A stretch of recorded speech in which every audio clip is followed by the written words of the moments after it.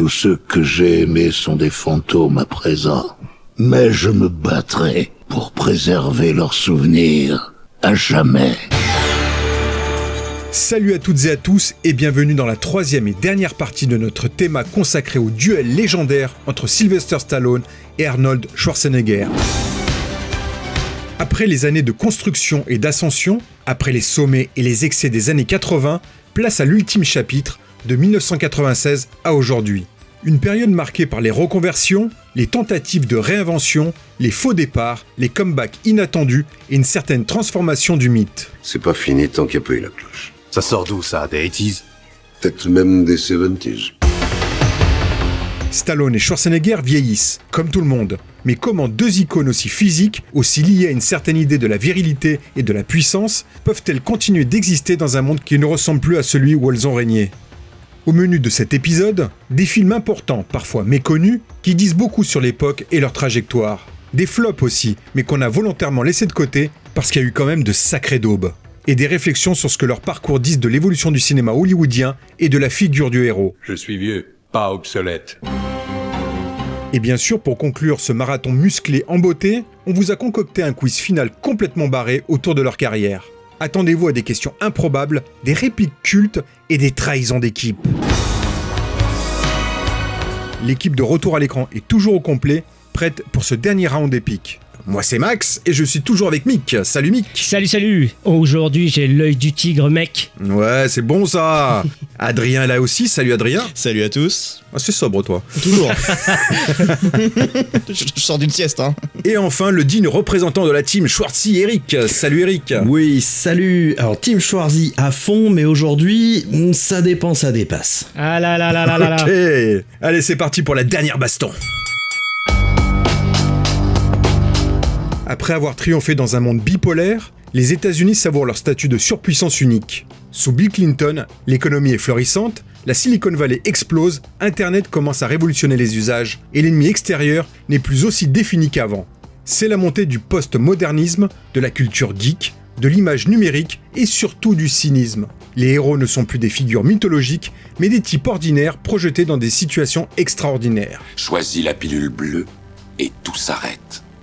Après, tu pourras faire de beaux rêves et penser ce que tu veux.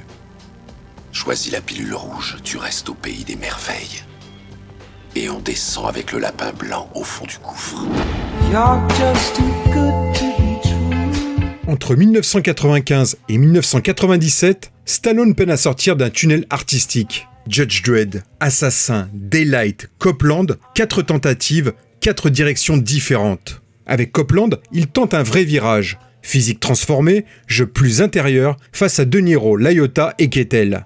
Le film est salué, mais ça ne suffit pas à relancer durablement sa carrière. Et Hollywood ne sait plus très bien quoi faire de lui. Il n'est plus Rambo, plus vraiment Rocky, et pas encore l'icône vintage qu'il deviendra dans les années 2010. Alors moi je l'ai pas découvert en salle à ce moment-là, j'avais la tête ailleurs moi en fait au moment où il est sorti, et c'est mon pote Felipe que tu connais bien ça aussi. Ça veut dire quoi ça? On va garder des petites choses secrètes. Ah. Et en fait ouais, c'est mon pote Felipe que tu connais bien, Max, qui m'a filé la VHS, et que je l'ai découvert là à ce moment-là, ce qui fait qu'à chaque fois que je le revois je pense à Felipe. Salut Felipe. Et en fait, j'ai toujours aimé ce film en fait, parce que je trouve qu'il est super, il est très classique dans son écriture et dans sa forme. Ça ressemble à ce qu'on découvrira être la carrière de James Mangold par la suite, Logan, Le Mans et tout ça. Imaginez que Monsieur Ford veuille construire la voiture de course la plus puissante que le monde ait jamais vue pour gagner les 24 heures du Mans. Qu'est-ce qu'il faudrait? Il faudrait quelque chose qui n'a pas de prix. La vitesse, ça se paye. Mais il ne s'agit pas de vitesse. Et il y a déjà pour un deuxième film, voire même un premier vrai film, parce que son précédent film Heavy était un film indépendant, c'est déjà bien en place, bien ancré, donc très très mûr pour son jeune âge en fait, James Mangold. Et là Stallone, effectivement comme tu l'as dit Max, il joue vraiment avec la physicalité, il a pris 20 kilos pour le rôle. 18 exactement, ouais. Il marche un peu en boitant, il joue le rôle d'un sourd, donc il a quelque chose avec la position de sa tête aussi, il est très en retrait, tout en nuances, etc., comme l'ensemble du casting autour de lui. C'est un casting de rêve. À la fin des années 90, on a Harvey Keitel, on a Robert De Niro, on a Robert Patrick, le T2, le T1000 de T2. C'est vraiment un super casting, un vrai polar, très western urbain. D'ailleurs, James Mangold en parle ouvertement en disant voilà, j'ai voulu faire un western mais en mode contemporain dans une ville imaginaire. Et en fait, le film est super, et je l'ai revu hier soir pour les besoins de ce podcast, et je l'ai encore même réévalué à la hausse. Ça faisait très longtemps que je l'avais pas vu, et je trouve que les qualités de classique qu'il a en termes de forme et de narration continuent de jouer avec lui, comme certains films de Clint Eastwood finalement. Et voilà, et donc je trouve qu'il y a une certaine mélancolie qui se dégage du film à travers le personnage de Stallone. Il y a une relation qu'il a avec une jeune femme qu'il a sauvée, qui a provoqué la perte de l'ouïe d'une oreille. Il y a toute une relation entre les deux qui est hyper intéressante, même si elle est très très brève dans le récit. Et c'est le Stallone qu'on aime aussi, qui souffre. Il y a pas mal de choses aussi physiques dans le film. Tout ce qui est réservé à la fin du film, il se passe quelque chose que je dévoilerai pas si vous l'avez pas vu. Il se passe quelque chose au moment du climax.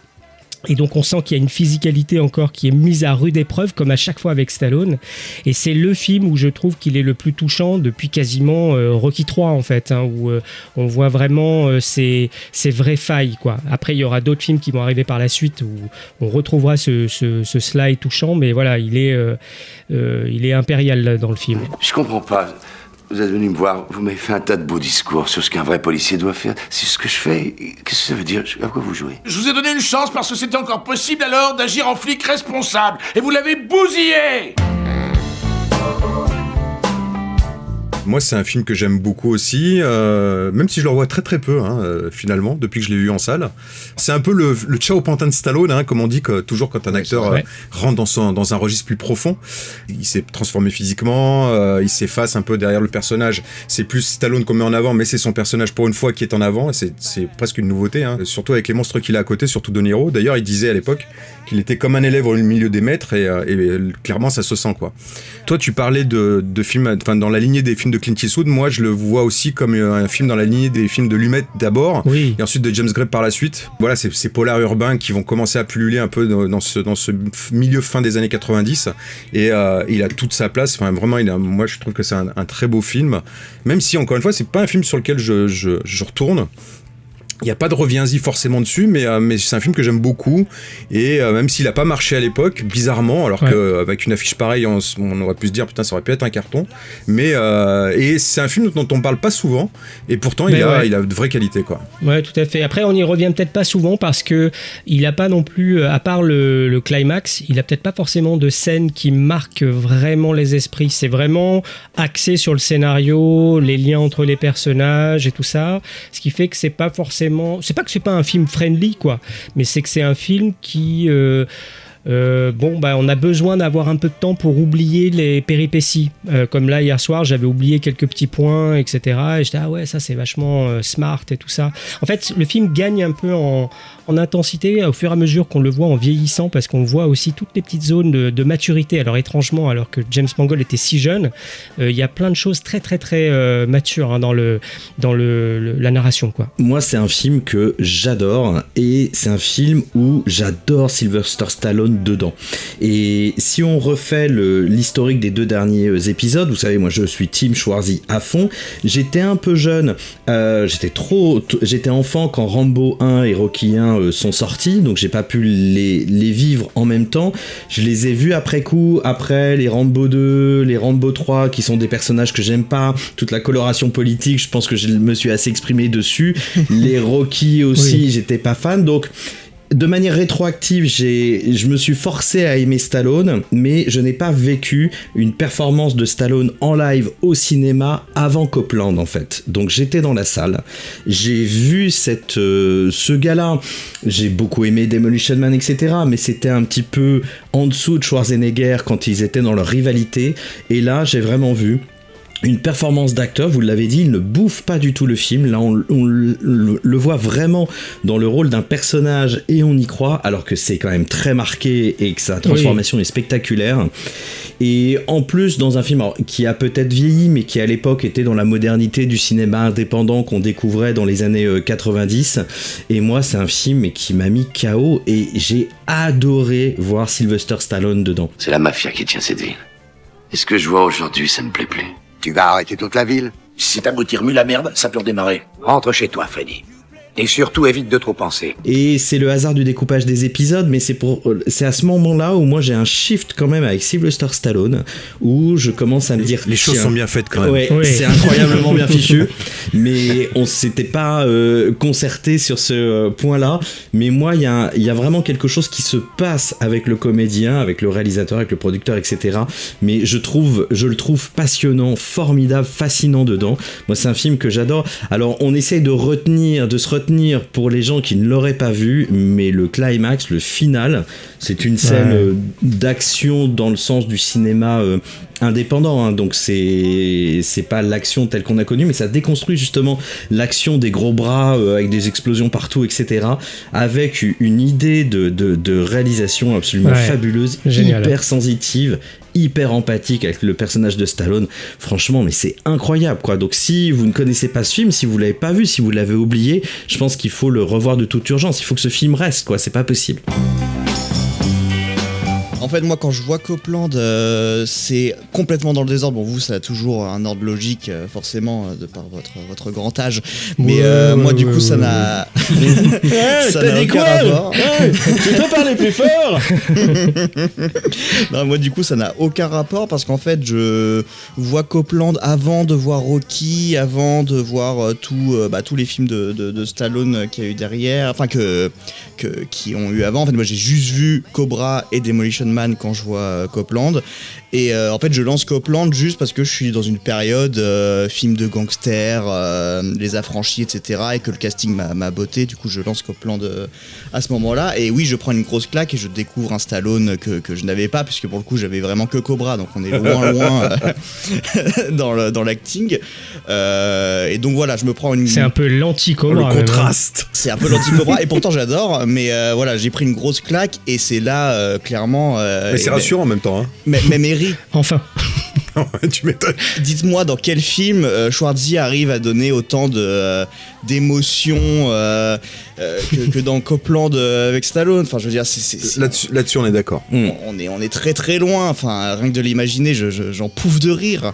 Ouais. Non, mais bref, du coup, Copland, gros kiff. Même si je suis pas forcément fan de Mangold par la suite, c'est vraiment un film. Voilà, c'est on va vous laisser avec Mick. Ouais. On va se battre. On va être obligé de se retrouver dans un parking avec une épée chacun. Fais gaffe, j'ai fait 11 ans d'escrime. Hein. Ah merde, c'est vrai. Tu me l'avais dit en plus. Voilà, ouais. La mémoire, papy. Mais il non, est voilà, en forme aujourd'hui. Non, à peine. Non, c'est tout pour Copland. Pour Schwarzenegger, l'effaceur est un baroud d'honneur convenu. Puis vient Batman et Robin, dans lequel il incarne Mr. Freeze. Tu sais garder ton sang-froid, Batman. Je te refroidirai la prochaine fois. Et là, il subit l'un des plus gros flops critiques de sa carrière. Ce rôle kitsch caricatural symbolise bien l'impasse dans laquelle il se trouve. Toujours immense star, mais dont les codes sont devenus datés. Alors, est-ce que quelqu'un veut défendre Batman et Robin ? C'est déjà la première question qu'il faut se poser. Est-ce qu'il existe quelqu'un au monde qui est capable de défendre ce film ? Allez. Je peux pas le défendre, vraiment. Vas-y. Toi, tu veux le défendre, Mick ? Non, je veux pas le défendre. Je voulais essayer de commencer un petit peu sur du positif. Vas-y. Bon, en fait, vas-y. Moi, je suis assez fan de Joel Schumacher. En fait, j'avais déjà fait un express sur l'expérience interdite, voilà, pour dire combien j'estime ce réal, ses qualités aussi formelles de mise en scène, de traitement de la direction artistique, tout ça. Mais disons que autant peut-être le Batman 3, il y a peut-être des choses à garder à l'intérieur qui sont peut-être pas si mal que ça, même si je suis pas un grand fan. Batman et Robin, il y a une direction artistique qui est vraiment purement disco en fait, hein. Même les lumières vacillent, on se croirait vraiment tout le long en discothèque, en tout cas à mon souvenir. Il y a des choses qui sont quand même intéressantes visuellement, mais c'est vrai que arriver après les deux mastodontes de Tim Burton et même son travail qu'il a fait sur le troisième, ça devient un peu difficile. Pourtant, il y a plein de choses qui sont intéressantes dans le film. L'arrivée de George Clooney, c'est pas inintéressant de le voir en Bruce Wayne. Bon, il en fait pas grand chose, mais je trouvais que le casting sur le papier, c'est plutôt intéressant en fait. Je trouvais que ça correspondait bien avec l'image un peu dandy qu'on peut avoir de Bruce Wayne, même si ça a été après trituré de manière un peu différente chez les films de Nolan. Dans le casting, on a Uma Thurman qui fait un Poison Ivy qui est plutôt bien incarné, qui est plutôt vraiment bien.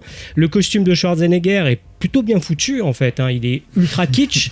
Je crois que tu l'as pas revu depuis très longtemps ce film. C'est vrai.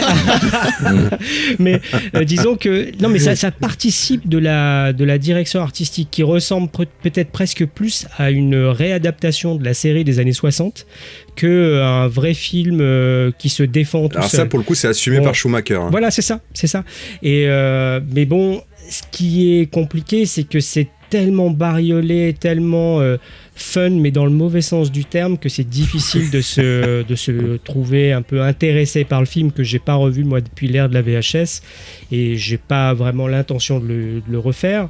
Mais voilà, je voulais quand même essayer de remettre en perspective le travail de Joel Schumacher, qui est pas si mauvais que ça en fait. Mais c'est sûr que la direction qui est prise, elle est un peu compliquée vis-à-vis du matériau de base en fait. C'est ça que je veux dire. Parce que moi, si je l'ai revu il y a pas si longtemps, et le pire c'est que je l'ai revu avec mes enfants.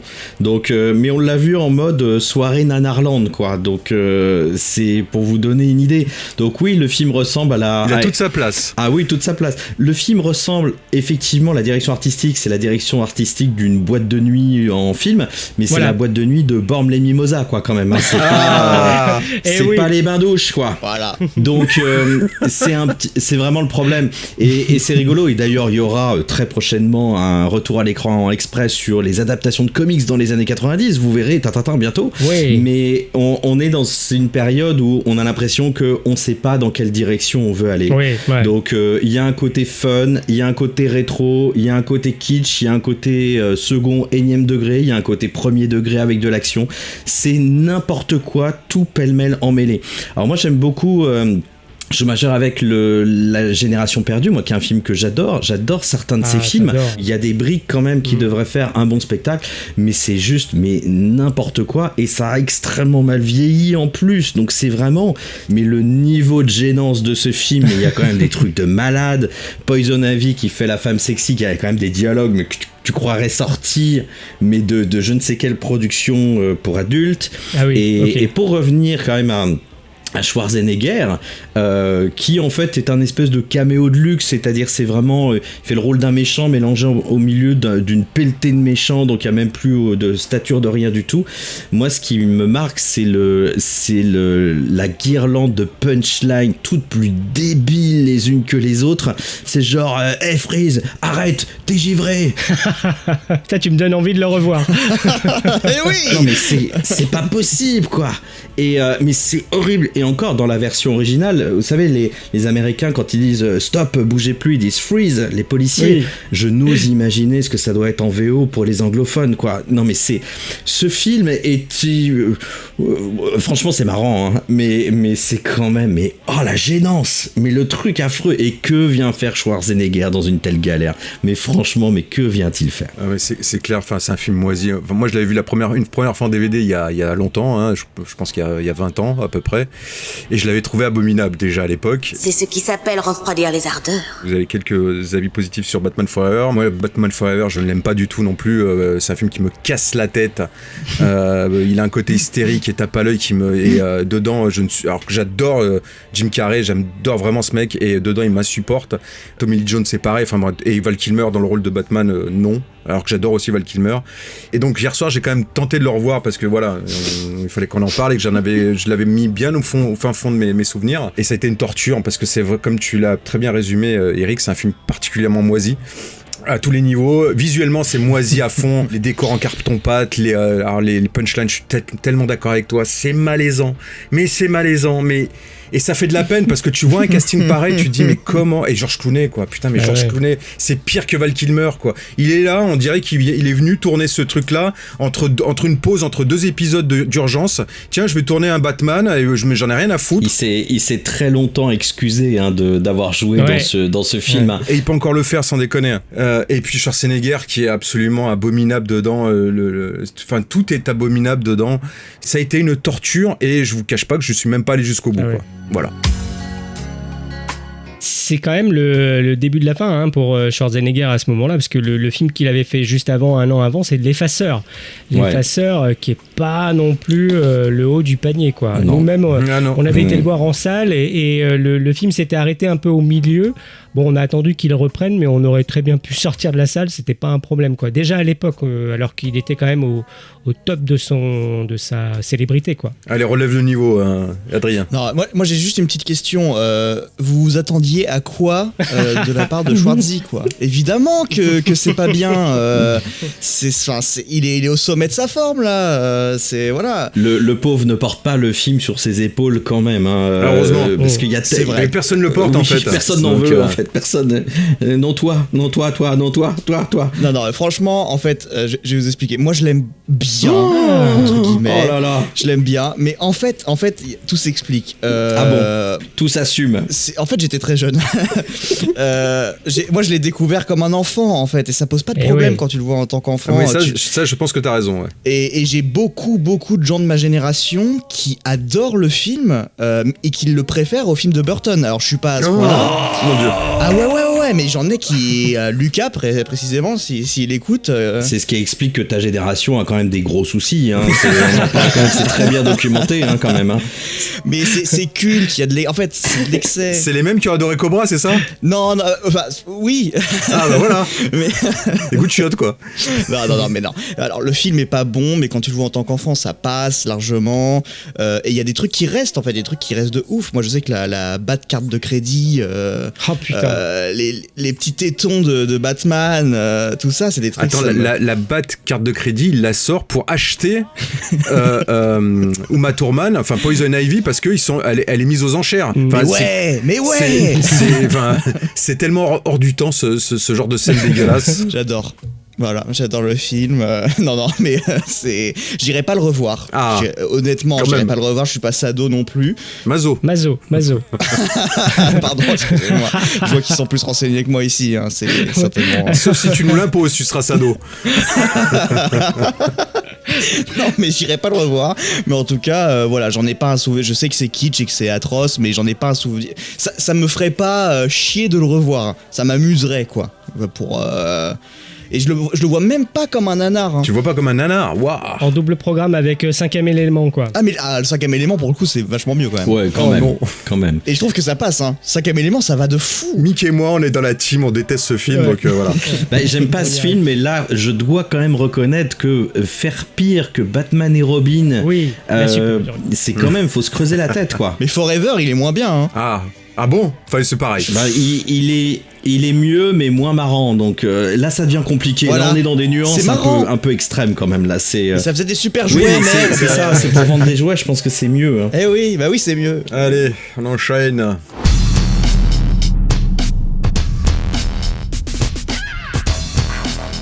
Arnold termine le XXe siècle avec la fin des temps, où il tente de renouer avec un rôle plus sombre, plus tourmenté, presque apocalyptique, dans une ambiance millénariste à la sauce Seven, mais sans succès majeur. Le film s'inscrit dans la vague de thrillers ésotériques et anxiogènes qui accompagnait la fin du millénaire, avec son lot de paranoïa religieuse, de satanisme hollywoodien et de compte à rebours vers l'an 2000. Schwarzenegger y incarne un ex-flic désabusé, hanté par la mort de sa famille, confronté au diable en personne. Un contre-emploi sur le papier censé montrer un acteur plus vulnérable et introspectif. Mais malgré de bonnes intentions, le public est dérouté et la critique mitigée. La fin des temps marque ainsi une tentative de réinvention, mais aussi un symbole des limites de Schwarzenegger à sortir du moule qui a fait sa légende. Ce faux départ amorce une période plus creuse dans sa carrière ciné, avant son virage politique du début des années 2000. Si l'ange noir, grâce à son apparence humaine, vous possède, alors il ouvrira les portes de l'enfer. Comment peux-tu penser me vaincre, alors que je suis éternel?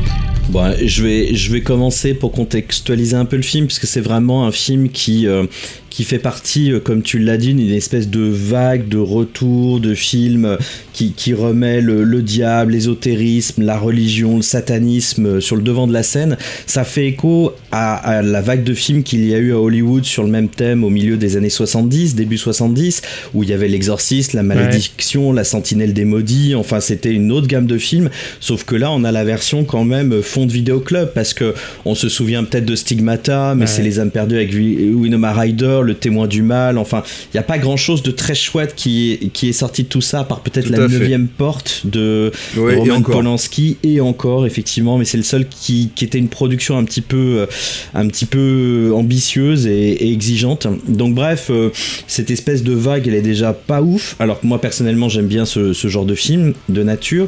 C'est aussi un film qui est un petit peu bricolo, parce que au départ, comme il y a une vague de nouveaux réalisateurs, les David Fincher, etc., les réals de pubs, de clips, ça devait être un réalisateur de pubs très connu, aussi de clips, qui s'appelle Marcus Nispel, qui devait réaliser donc ce film au départ. Oui. Et donc c'était son premier long métrage, superstar des nouvelles images, de cette nouvelle forme de raconter pour moderniser un petit peu le cinéma hollywoodien et grand public et de divertissement. Mais en fait, Nispel jette l'éponge parce qu'en fait il y a eu un événement qui l'a vraiment houspillé, c'est-à-dire que comme c'était une superstar de la pub, il avait ce qu'il appelle un manifesto, c'est-à-dire une espèce de liste d'exigences qui était assez pointue, et cette exigence donc il l'avait confié au studio pour sa première réalisation, et en fait cette liste a fuité dans la presse et ça donnait pas une image très jolie en fait de ce réalisateur là. Shame. Puis on n'a pas l'habitude de voir des exigences comme ça, surtout d'un jeune réal. Alors lui a claqué la porte, officiellement pas par honte, alors que c'est la raison officielle, mais plus parce qu'il s'est dit je peux pas faire confiance dans une boîte de prod qui rend public des éléments confidentiels. Donc le réalisateur, qui aurait dû être quelqu'un qui aurait dû au moins proposer dans ce projet de tout venant quelque chose de visuellement, ou quelque chose en tout cas en termes de mise en scène et de réalisation un peu moderne, il est remplacé par Peter Yams, qui est aussi un vétéran, un très bon réalisateur artisan, mais qui est aussi un vieux de la vieille, quoi. Donc déjà le projet part pas sur les bons rails.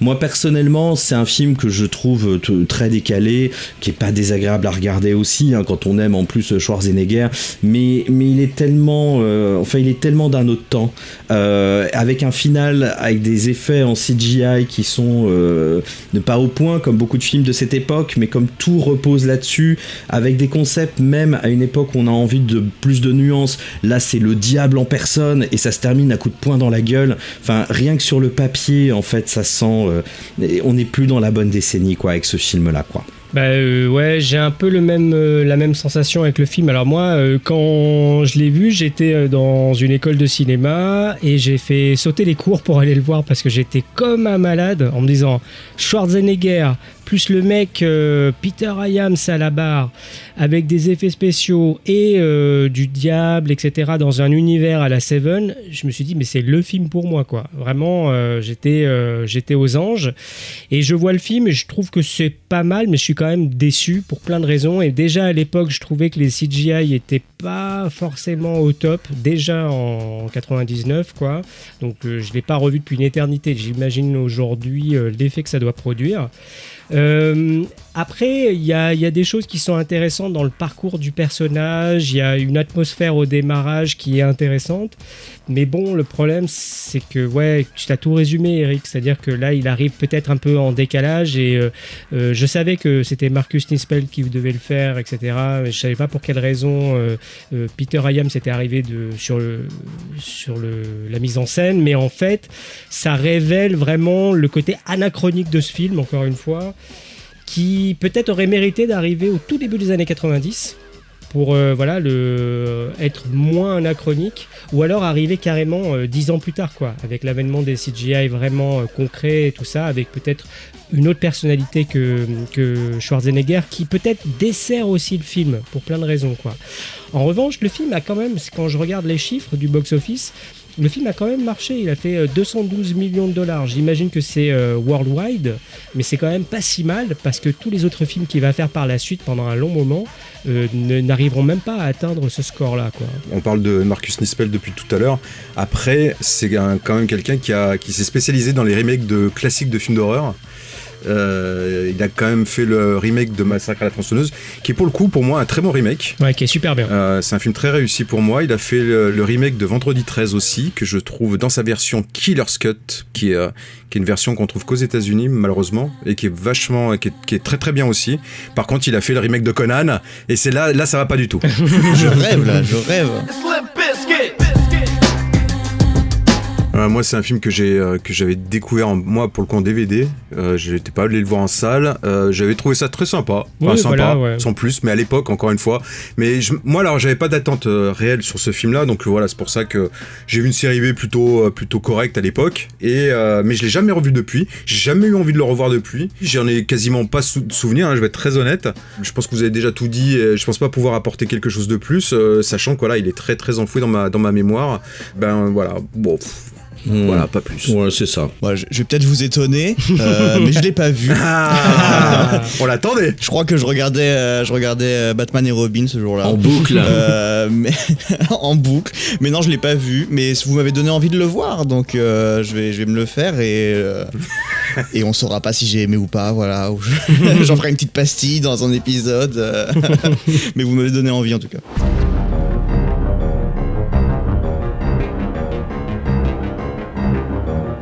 Entre 2000 et 2005, la carrière de Stallone et Schwarzenegger entre dans une zone de turbulence. À la croisée de l'épuisement du modèle du héros musclé des années 80-90 et d'un contexte politique et cinématographique radicalement transformé. Après les attentats du 11 septembre 2001, les États-Unis entrent dans une ère de peur, de paranoïa sécuritaire et de repli identitaire. Le 26 octobre, le Congrès américain vote le Patriot Act. Une loi qui renforce les pouvoirs des autorités américaines dans la lutte contre le terrorisme. Elle prévoit notamment de faciliter la mise sur écoute, la surveillance et la détention des suspects. La guerre contre le terrorisme devient le nouveau paradigme politique. Fini la guerre froide, les ennemis d'hier sont remplacés par des menaces plus diffuses. Terroristes invisibles, réseaux islamistes, crise globalisée. Le monde change, et le public américain cherche d'autres figures que les archétypes invincibles des décennies passées, à l'image de Jason Bourne. Au début des années 2000, Stallone est clairement en difficulté. Après l'échec critique et public de Driven, il enchaîne quelques projets oubliables, notamment Detox ou Avenging Angelo, peinant à retrouver une place dans un cinéma d'action qui ne veut plus vraiment de lui. Il commence à s'éloigner des studios, réfléchissant à une reconquête plus personnelle. Cette période marque un retrait stratégique où il prépare doucement son retour en misant sur ses icônes passées qu'il ressuscitera avec succès un peu plus tard.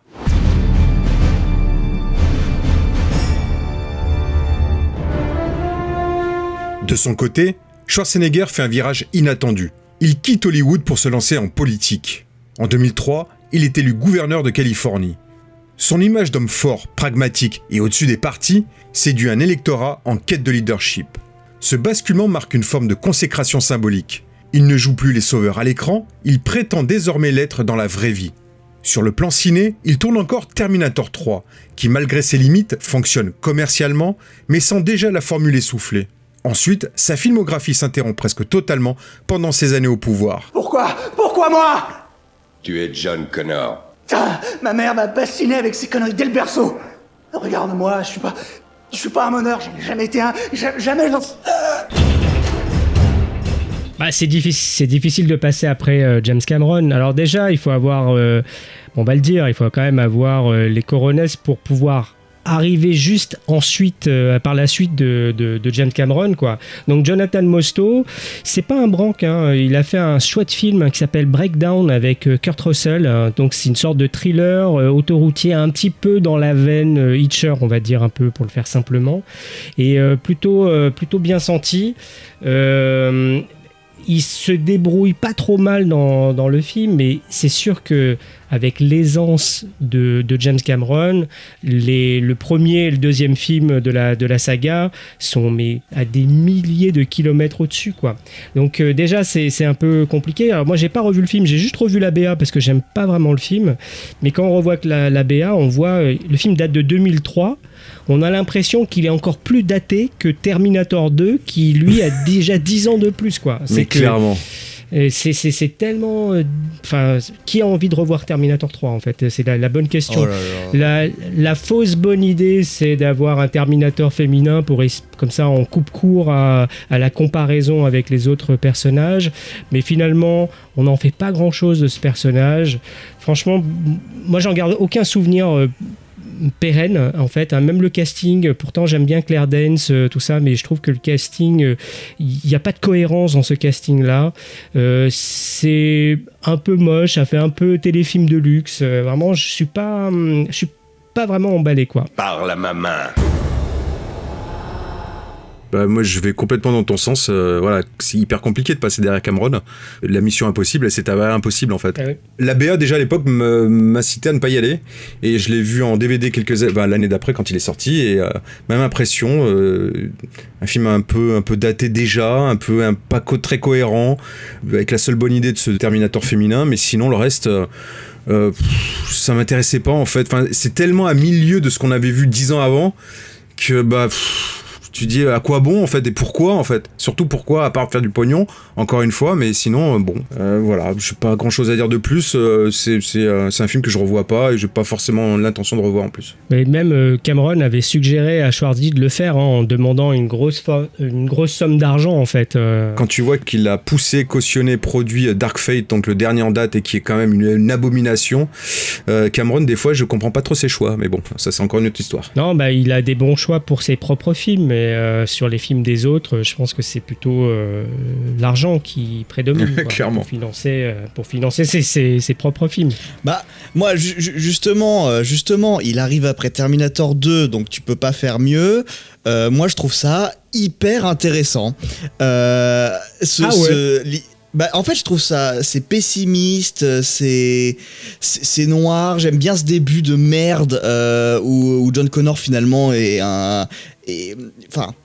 comme le problème entre guillemets est réglé au début du film, du coup lui sa vie n'a plus de sens. Ça, je trouve ça hyper intéressant. Certes, il y a une facture téléfilm de luxe comme tu disais, Mick, mais moi je trouve que en vrai ça passe. Évidemment, c'est complètement naze comparé aux deux premiers, mais ça... Je vois Max qui... J'ai chaud. Je lui donne chaud, je crois. J'ai chaud parce qu'il fait chaud et j'ai chaud pour ce que j'entends. Donc c'est pas bon. Non mais comment tu dis ça va, c'est bien, même si c'est pourri. Et parce que justement c'est à contre-courant, ça va ailleurs, ça va chercher. Ça va nulle part surtout, c'est ça le truc. Non mais c'est bon, après moi je sais pas, je l'ai pas revu depuis longtemps, c'est vrai. Mais dans la lignée, quand j'ai regardé tout Terminator, ça m'a, tu vois, je préfère largement celui-là à Salvation. Il est pas bien non plus. Hein. De toute façon, et Terminator, il y en a que deux. Voilà, il y en a que deux, ça s'arrête là, et puis voilà, on n'en parle plus. Là, vous avez compris qu'on parlera pas des autres après. Hein. Moi, je suis d'accord avec tout le monde, en fait, parce que Terminator 3, c'est une ressucée. Ça n'apporte rien. En même temps, on va dire, c'est pas une copie, mais c'est assez appliqué. Et c'est assez bien fait artisanalement, malgré la facture téléfilm, est-ce d'accord, mais c'est quand même, voilà, on passe après James Cameron, donc c'est quand même pas si simple. Donc je trouve que c'est quand même pas non plus déshonorant. Et donc après, il y a deux attitudes à avoir, c'est-à-dire ou bien ça irrite de voir ça et ça pose la question de l'intérêt après Terminator 1 et 2 qui sont quand même excellents, ou alors, et ça a été mon cas, on peut y prendre un plaisir un peu doudou, en fait, de revisiter des films qu'on a aimés à la lumière, parce que Max, tu l'as dit en introduction, mais faut quand même pas oublier que pour les gens qui aiment Arnold Schwarzenegger comme moi, eh bien on a eu quand même une guirlande de films extrêmement en dessous avant ce Terminator 3. Il entre en politique, donc on sait qu'on va pas le revoir au cinéma avant sans aucun doute longtemps, peut-être très longtemps, et quand Terminator 3 arrive, Alors, on sait que c'est pas une fin de carrière extraordinaire, mais bon, il reprend un rôle iconique. Moi, je sais que je l'ai vu en salle. J'ai eu du plaisir à le retrouver dans ce fameux rôle que j'ai eu autant de plaisir à découvrir des années avant. Il y a quelques scènes que je trouve à l'ancienne, que je trouve assez fun, quand il y a une course-poursuite avec un camion, où il est pendu avec un treuil derrière, il se prend un immeuble dans la gueule, il pète l'immeuble, il pète la route, à l'ancienne, il casse tout. Bon, voilà, moi personnellement j'ai trouvé ça plutôt fun.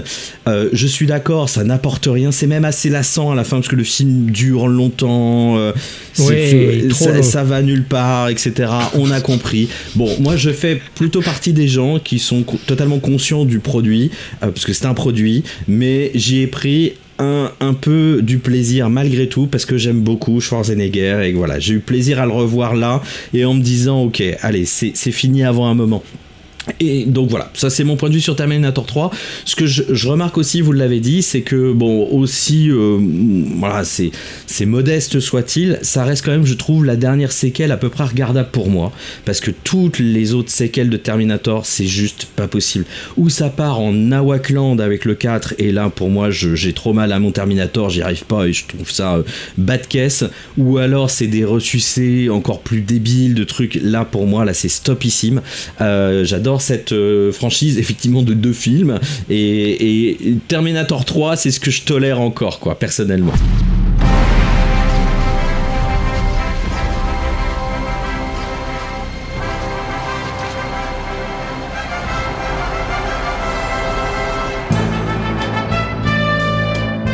Entre 2006 et 2010, Sylvester Stallone et Arnold Schwarzenegger entament une reprise en main de leur image, mais chacun à sa façon, et dans un contexte politique et cinématographique qui leur permet de redevenir pertinents, parfois en revenant à l'essentiel.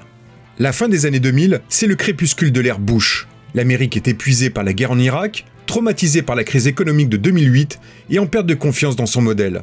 En 2008, l'élection de Barack Obama incarne un espoir de renouveau après une décennie marquée par le choc du 11 septembre, la peur, la surveillance de masse et le militarisme. We are one people. We are one nation. And together we will begin the next great chapter in the American story with 3 words that will ring from coast to coast, from sea to shining sea. Yes, we can. Au cinéma, c'est l'explosion du film de super-héros, mais aussi le retour de plusieurs vieilles gloires, à condition qu'elles se racontent autrement, moins en conquérant, plus en légende cabossée. C'est aussi la grande époque des reboots, préquels et sequels qui permettent aux anciens de revenir tout en jouant la carte de la mémoire. Stallone en profite pour signer ici l'un des plus gros coups de sa carrière tardive. En 2006, il revient là où tout a commencé avec Rocky Balboa. Contre toute attente, le film fonctionne. Il propose une lecture crépusculaire, intime, presque mélancolique de son personnage fétiche. Rocky devient une figure de résilience dans une Amérique vieillissante, fatiguée mais digne. Ce qui compte, c'est pas d'être un cogneur, c'est de pouvoir se faire cogner et d'avancer quand même. C'est d'encaisser et de continuer à avancer.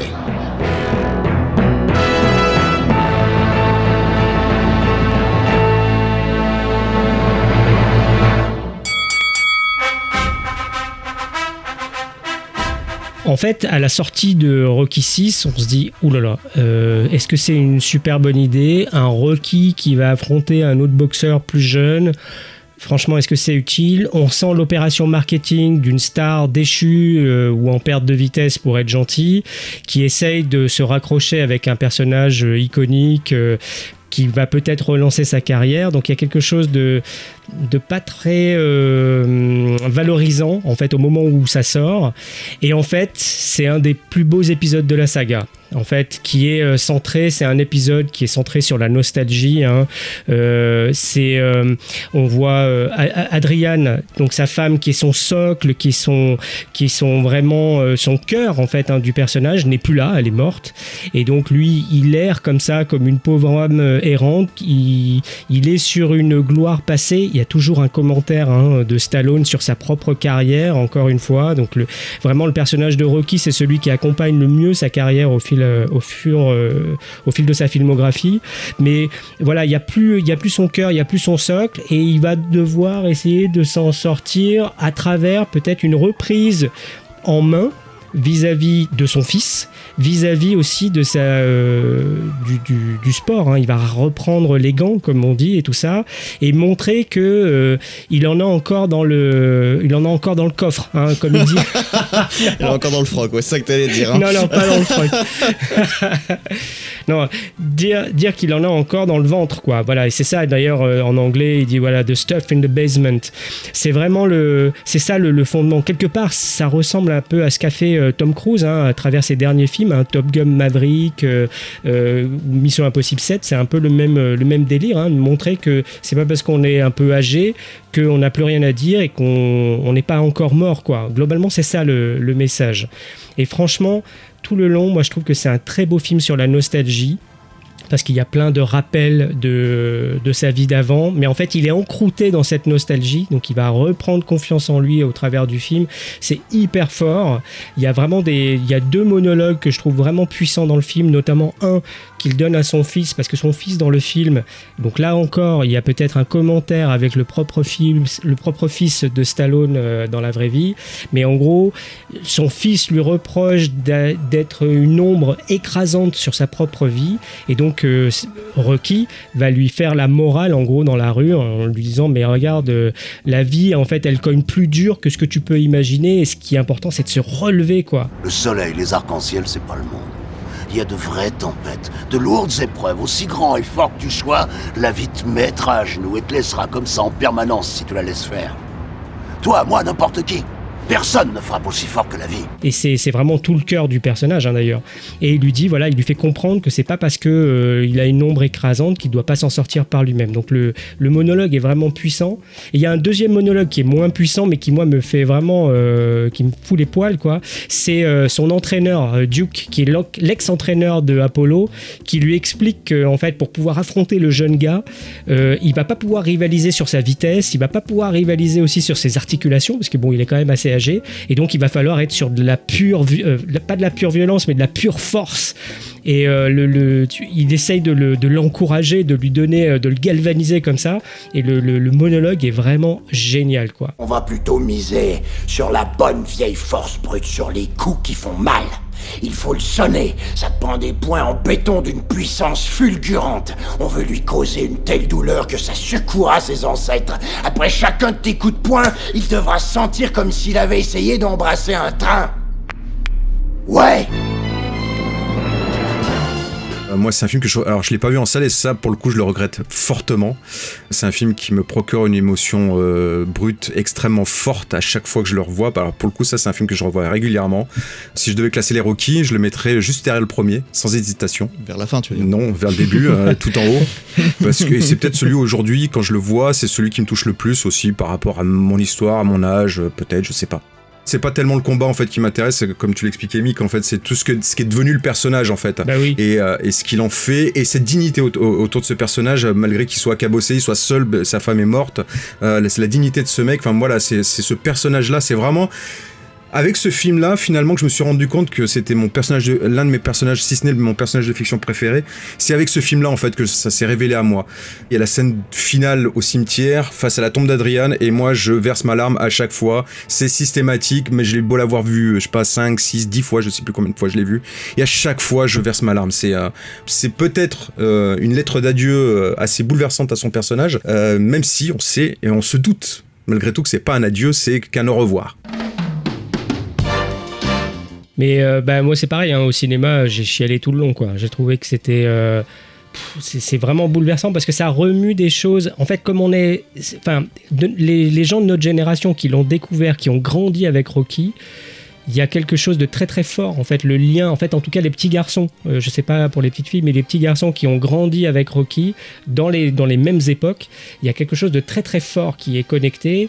Et voir Rocky Balboa, c'est aussi avoir la nostalgie de sa propre enfance, de sa propre analyse du rapport qu'on a au personnage. Enfin bref, je sais pas si tout ça est très conscient dans l'esprit de Stallone quand il écrit, probablement qu'une partie oui, mais c'est très tangible quoi. Enfin ça marche en tout cas. Il y a beaucoup de gens qui sont très émus par le film et c'est pas un hasard. Ouais, enfin moi je pensais qu'on allait parler gros bras, action, explosion, et puis là on a une bande de fragiles qui est en train de de pleurnicher devant un film de boxe, mais franchement totalement assumé. Et moi je pense qu'il y a un problème quand même dans cette équipe. Totalement assumé.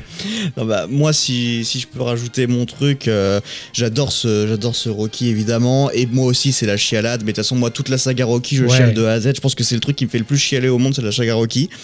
Et peu de gens arrivent à le comprendre, hein, ça c'est un truc de ouf hein, quand même. Ah, ça c'est vrai. Ça c'est vrai. Putain, le nombre de fois on se fout de ma gueule. Mais oui. Et ça, je ne l'ai jamais compris. Mais pourquoi en fait? Mais et généralement c'est des gens qui n'ont pas vu les films. Oui, hein. exactement, complètement. Donc moi c'est un très grand film pour moi. Le seul petit truc que j'ai de différent avec vous, c'est que moi j'ai du mal à le voir seul. C'est-à-dire que c'est un très bon épilogue, etc. Bon, en même temps il arrive après le Rocky 5, donc il pouvait pas faire mieux, c'est sûr.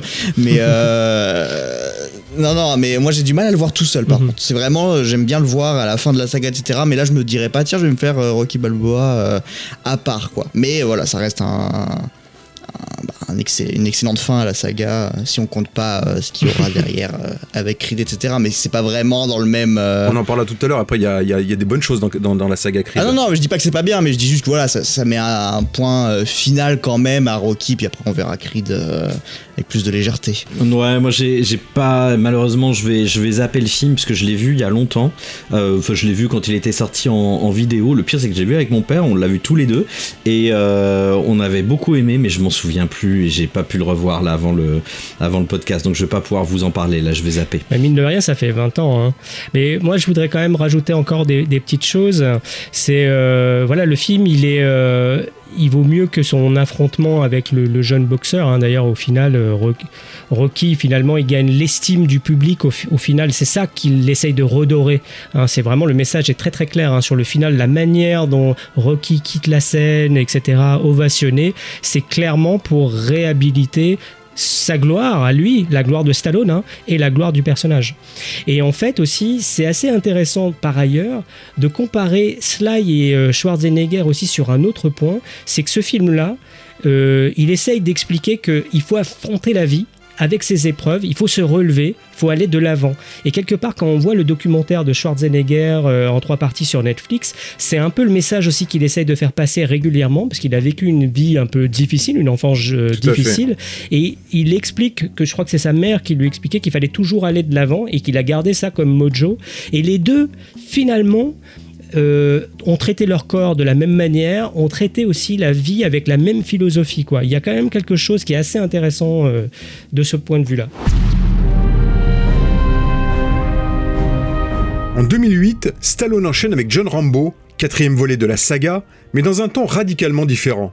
Fini les grands discours patriotiques, ici la guerre est boueuse, brutale, sans gloire. La violence, sèche et frontale, sature l'image, viscérale, presque insoutenable.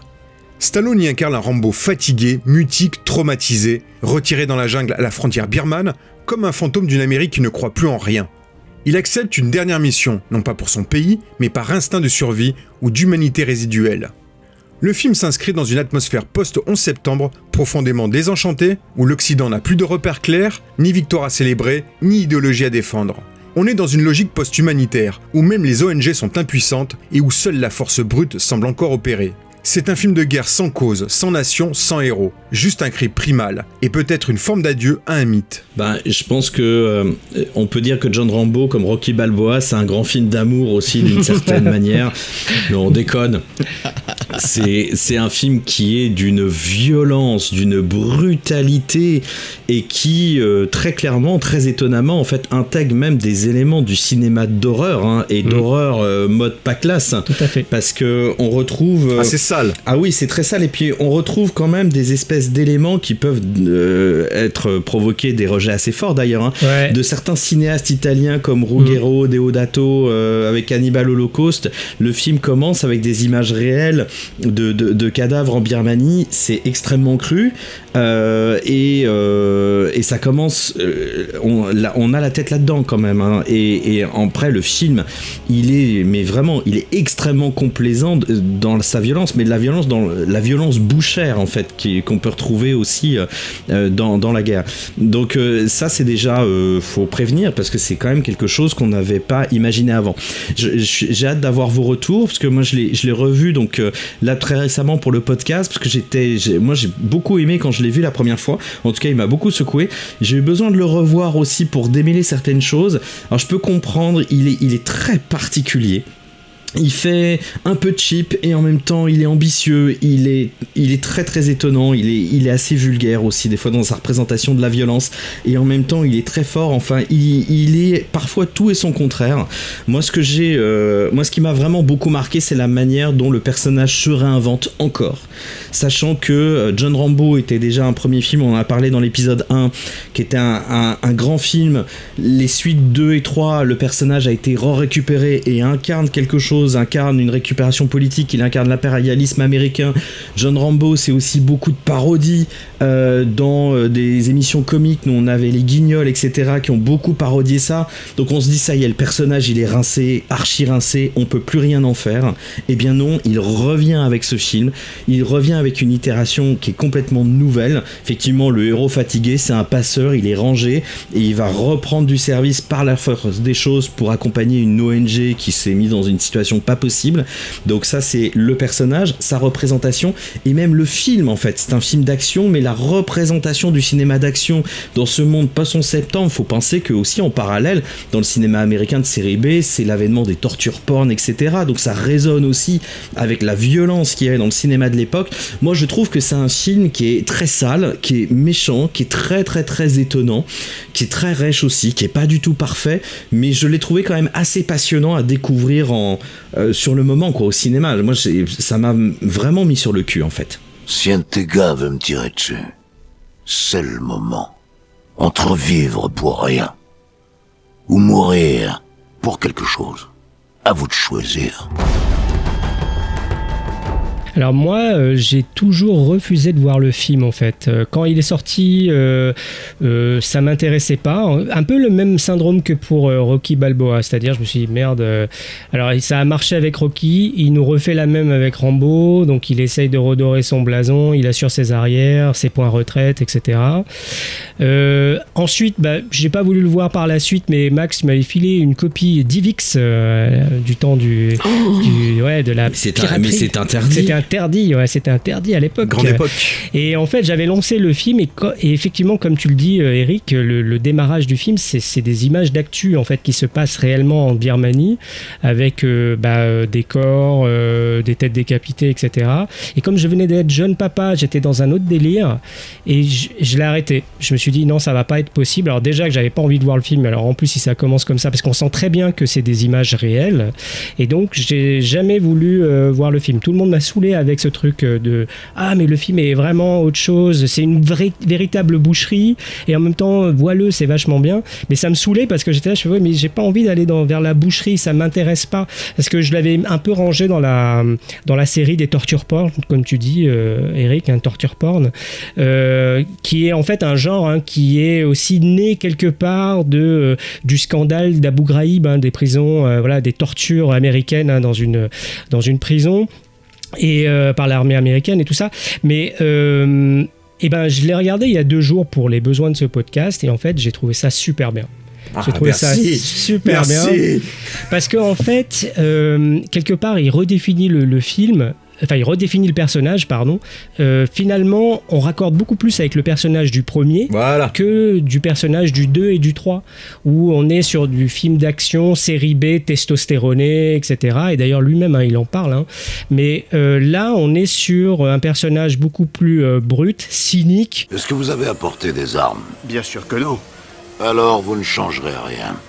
Ça c'est certain qu'on ne change pas le monde avec une mentalité pareille. Je l'emmerde, le monde. Et qui correspond déjà beaucoup plus au personnage du roman, parce que même David Morel, le romancier à l'origine, a adoubé cette nouvelle version là de Rambo 4. Et en fait, ce qui est intéressant, la démarche du film, ouvertement, c'est pour montrer que la guerre, c'est crade, c'est brutal, c'est moche, etc. Quelque part, il y a un peu la même démarche que le démarrage de Il faut sauver le soldat Ryan. Il y a un objectif très très clair, mais ça va même encore plus loin, parce que comme tu le dis, Eric, c'est qu'on est vraiment très très proche de l'horreur, il y a des trucs vraiment très très gore, qui sont... Est-ce qu'ils sont justifiés ou pas, je ne sais pas, mais en fait, ce qu'ils cherchent à produire, c'est qu'on soit révulsé. On n'est pas dans le film où on prend du plaisir à voir des gerbes de sang, au contraire, bien au contraire, en fait. Et ce qui est intéressant aussi, c'est que son personnage est traité avec la même brutalité, parce qu'à un moment donné, il prend un personnage qui l'égorge à main nue. Il y a quelque chose... Voilà, c'est un monolithe, hein. Encore une fois, Stallone a repris du poids pour le rôle. Alors, à la fois du muscle et du poids. Et effectivement, le film, à l'intérieur, il y a quelque chose d'un peu cheap, peut-être dû... Alors, je sais pas s'il est tourné en 35 ou en vidéo, mais il y a un petit côté un peu cheapos qui ressemble un peu à l'imagerie qu'il y avait à la fin des années 2000, justement, avec des blancs un peu cramés, etc. Et de temps en temps, il y a des images vraiment saisissantes, très très belles. Le film a été tourné en Thaïlande, puisqu'il pouvait pas le tourner en Birmanie, hein, mais c'est déjà récurrent dans la saga, parce qu'il y avait des scènes qui ont été tournées au Mexique pour simuler le Vietnam dans Rambo 2 et tout ça. Et donc voilà, pareil, alors je le porte pas dans mon cœur aussi loin que Rocky Balboa, mais je trouve que ce retour du personnage est ultra convaincant dans un principe de cinéma qui montre la guerre telle qu'elle est, en fait, qui est pas propre et qui est vraiment difficile à regarder. Bah écoute, moi j'ai pas grand chose à dire de plus, tu as parfaitement résumé ce que je pense du film.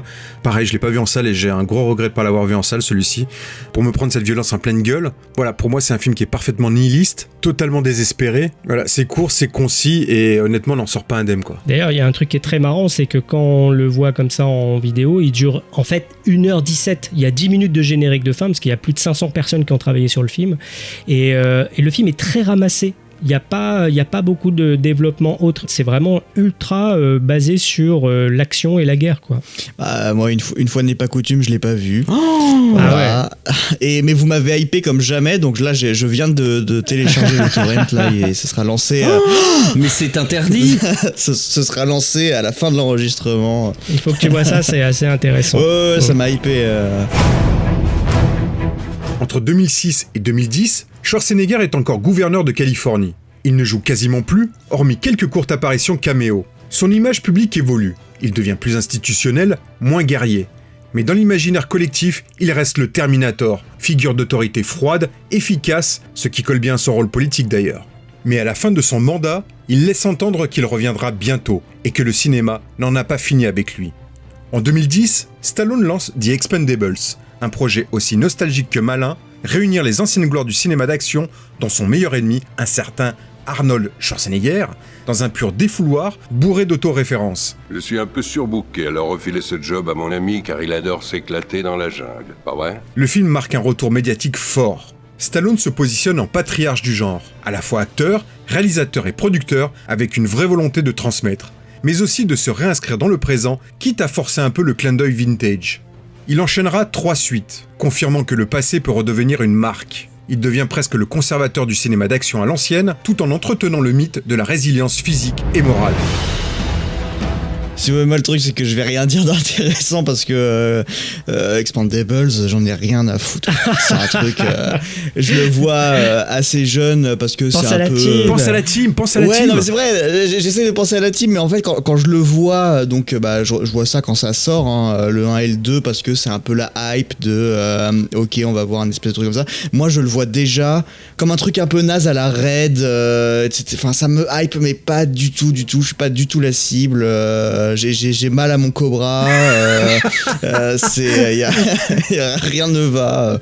Franchement, ça me fait ni chaud ni froid, quoi. Même si je reconnais que le premier est pas trop mal par rapport aux autres, franchement, j'ai vraiment rien à dire là-dessus, quoi. Bon, après, moi je peux te comprendre, Adrien, parce que je pense que c'est vraiment un film qui est avant tout fait pour les gens qui ont grandi avec tous les films d'action des années 80, particulièrement Stallone. Ouais. Alors effectivement, il se positionne comme le patriarche et on voit qu'il domine Stallone. Tout à fait. C'est le troisième épisode de notre duel entre Schwarzy et Stallone. Là, Schwarzy, il est très loin dans les films que l'on cite.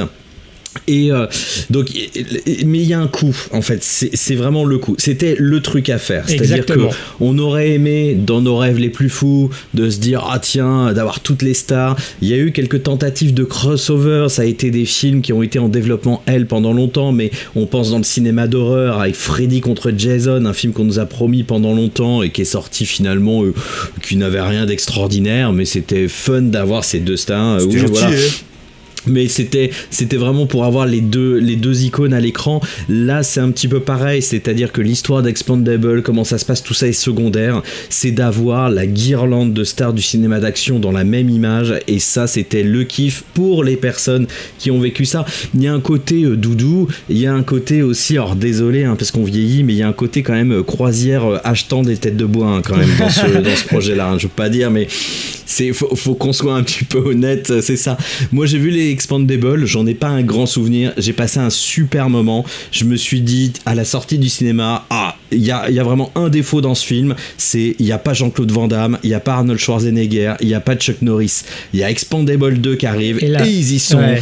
Et voilà, ils sont en pleine autodérision, c'est super facile et en même temps c'est super cool de le voir quand il y a Chuck qui nous fait sa blague sur le serpent a survécu à Chuck Norris. On dit que t'as été mordu par un cobra royal. Oui, c'est vrai. Mais après 5 jours d'agonie épouvantable, le cobra est mort. Voilà, je veux dire, c'était tellement attendu, et c'est pas grave. On l'a, on est venu pour ça, on l'a, on est content, on rentre dans sa maison. Point barre. Moi personnellement j'ai trouvé ça très cool. C'est un sacré coup à faire en termes de prod, pareil, un film pareil, il faut oser réunir tout le monde, les convaincre. Il y a toujours un qui doit jouer le méchant, donc Jean-Claude le convaincre d'être le salaud de la bande, c'est quand même ça a dû être un grand moment aussi pour lui présenter le problème. Il rêvait de jouer un méchant comme ça mais il passe quand même pour le, et ça joue aussi là-dessus sur le fait que le mec était quand même était quelqu'un quand même de très difficile. Donc parce que c'est très méta, ils incarnent d'une certaine manière l'image, enfin l'idée qu'on se faisait des comédiens. Stallone se donne forcément le meilleur rôle, mais le problème de ces films-là, c'est que une fois qu'on a réuni le meilleur casting, la meilleure brochette, et c'est dans Expandable numéro 2, et bien après qu'est-ce qu'il y a à faire? Rien d'autre que de la ressucer en moins bien, parce que forcément ce casting 4 étoiles va fondre au soleil. On les reverra pas aussi unis, et moi personnellement à partir du 3 ça m'intéresse plus du tout, quoi. Et c'est le problème de ce genre de choses, ce sont des coups en fait, et faut être le premier à le faire. Ça a été fait, super, bon voilà quoi, c'est fait, c'est pas du tout pérenne à mon avis. C'est quand même un concept qu'on a attendu presque 30 ans. On a fantasmé des années. C'est vrai. Nous, les enfants des années 80, on a fantasmé ce film pendant 30 ans, on l'a eu. Et je vous cache pas que moi, la première fois que j'ai vu le premier, donc dans sa version cinéma, j'étais assez déçu, même si j'étais hyper content de voir cette réunion. Je m'attendais à un truc huge, un peu comme toi. Je me dis il manque des trucs, il en manque certains. Voilà. Après, j'ai vu le Director's Cut que je trouve mieux du premier. Mais c'est clairement le 2, moi, pour le coup, que je préfère. Pareil. Parce que, comme tu l'as très bien expliqué, là. Puis le 2, il est tellement what the fuck. Et j'ai une grosse affection pour Expendables 2 pour ça.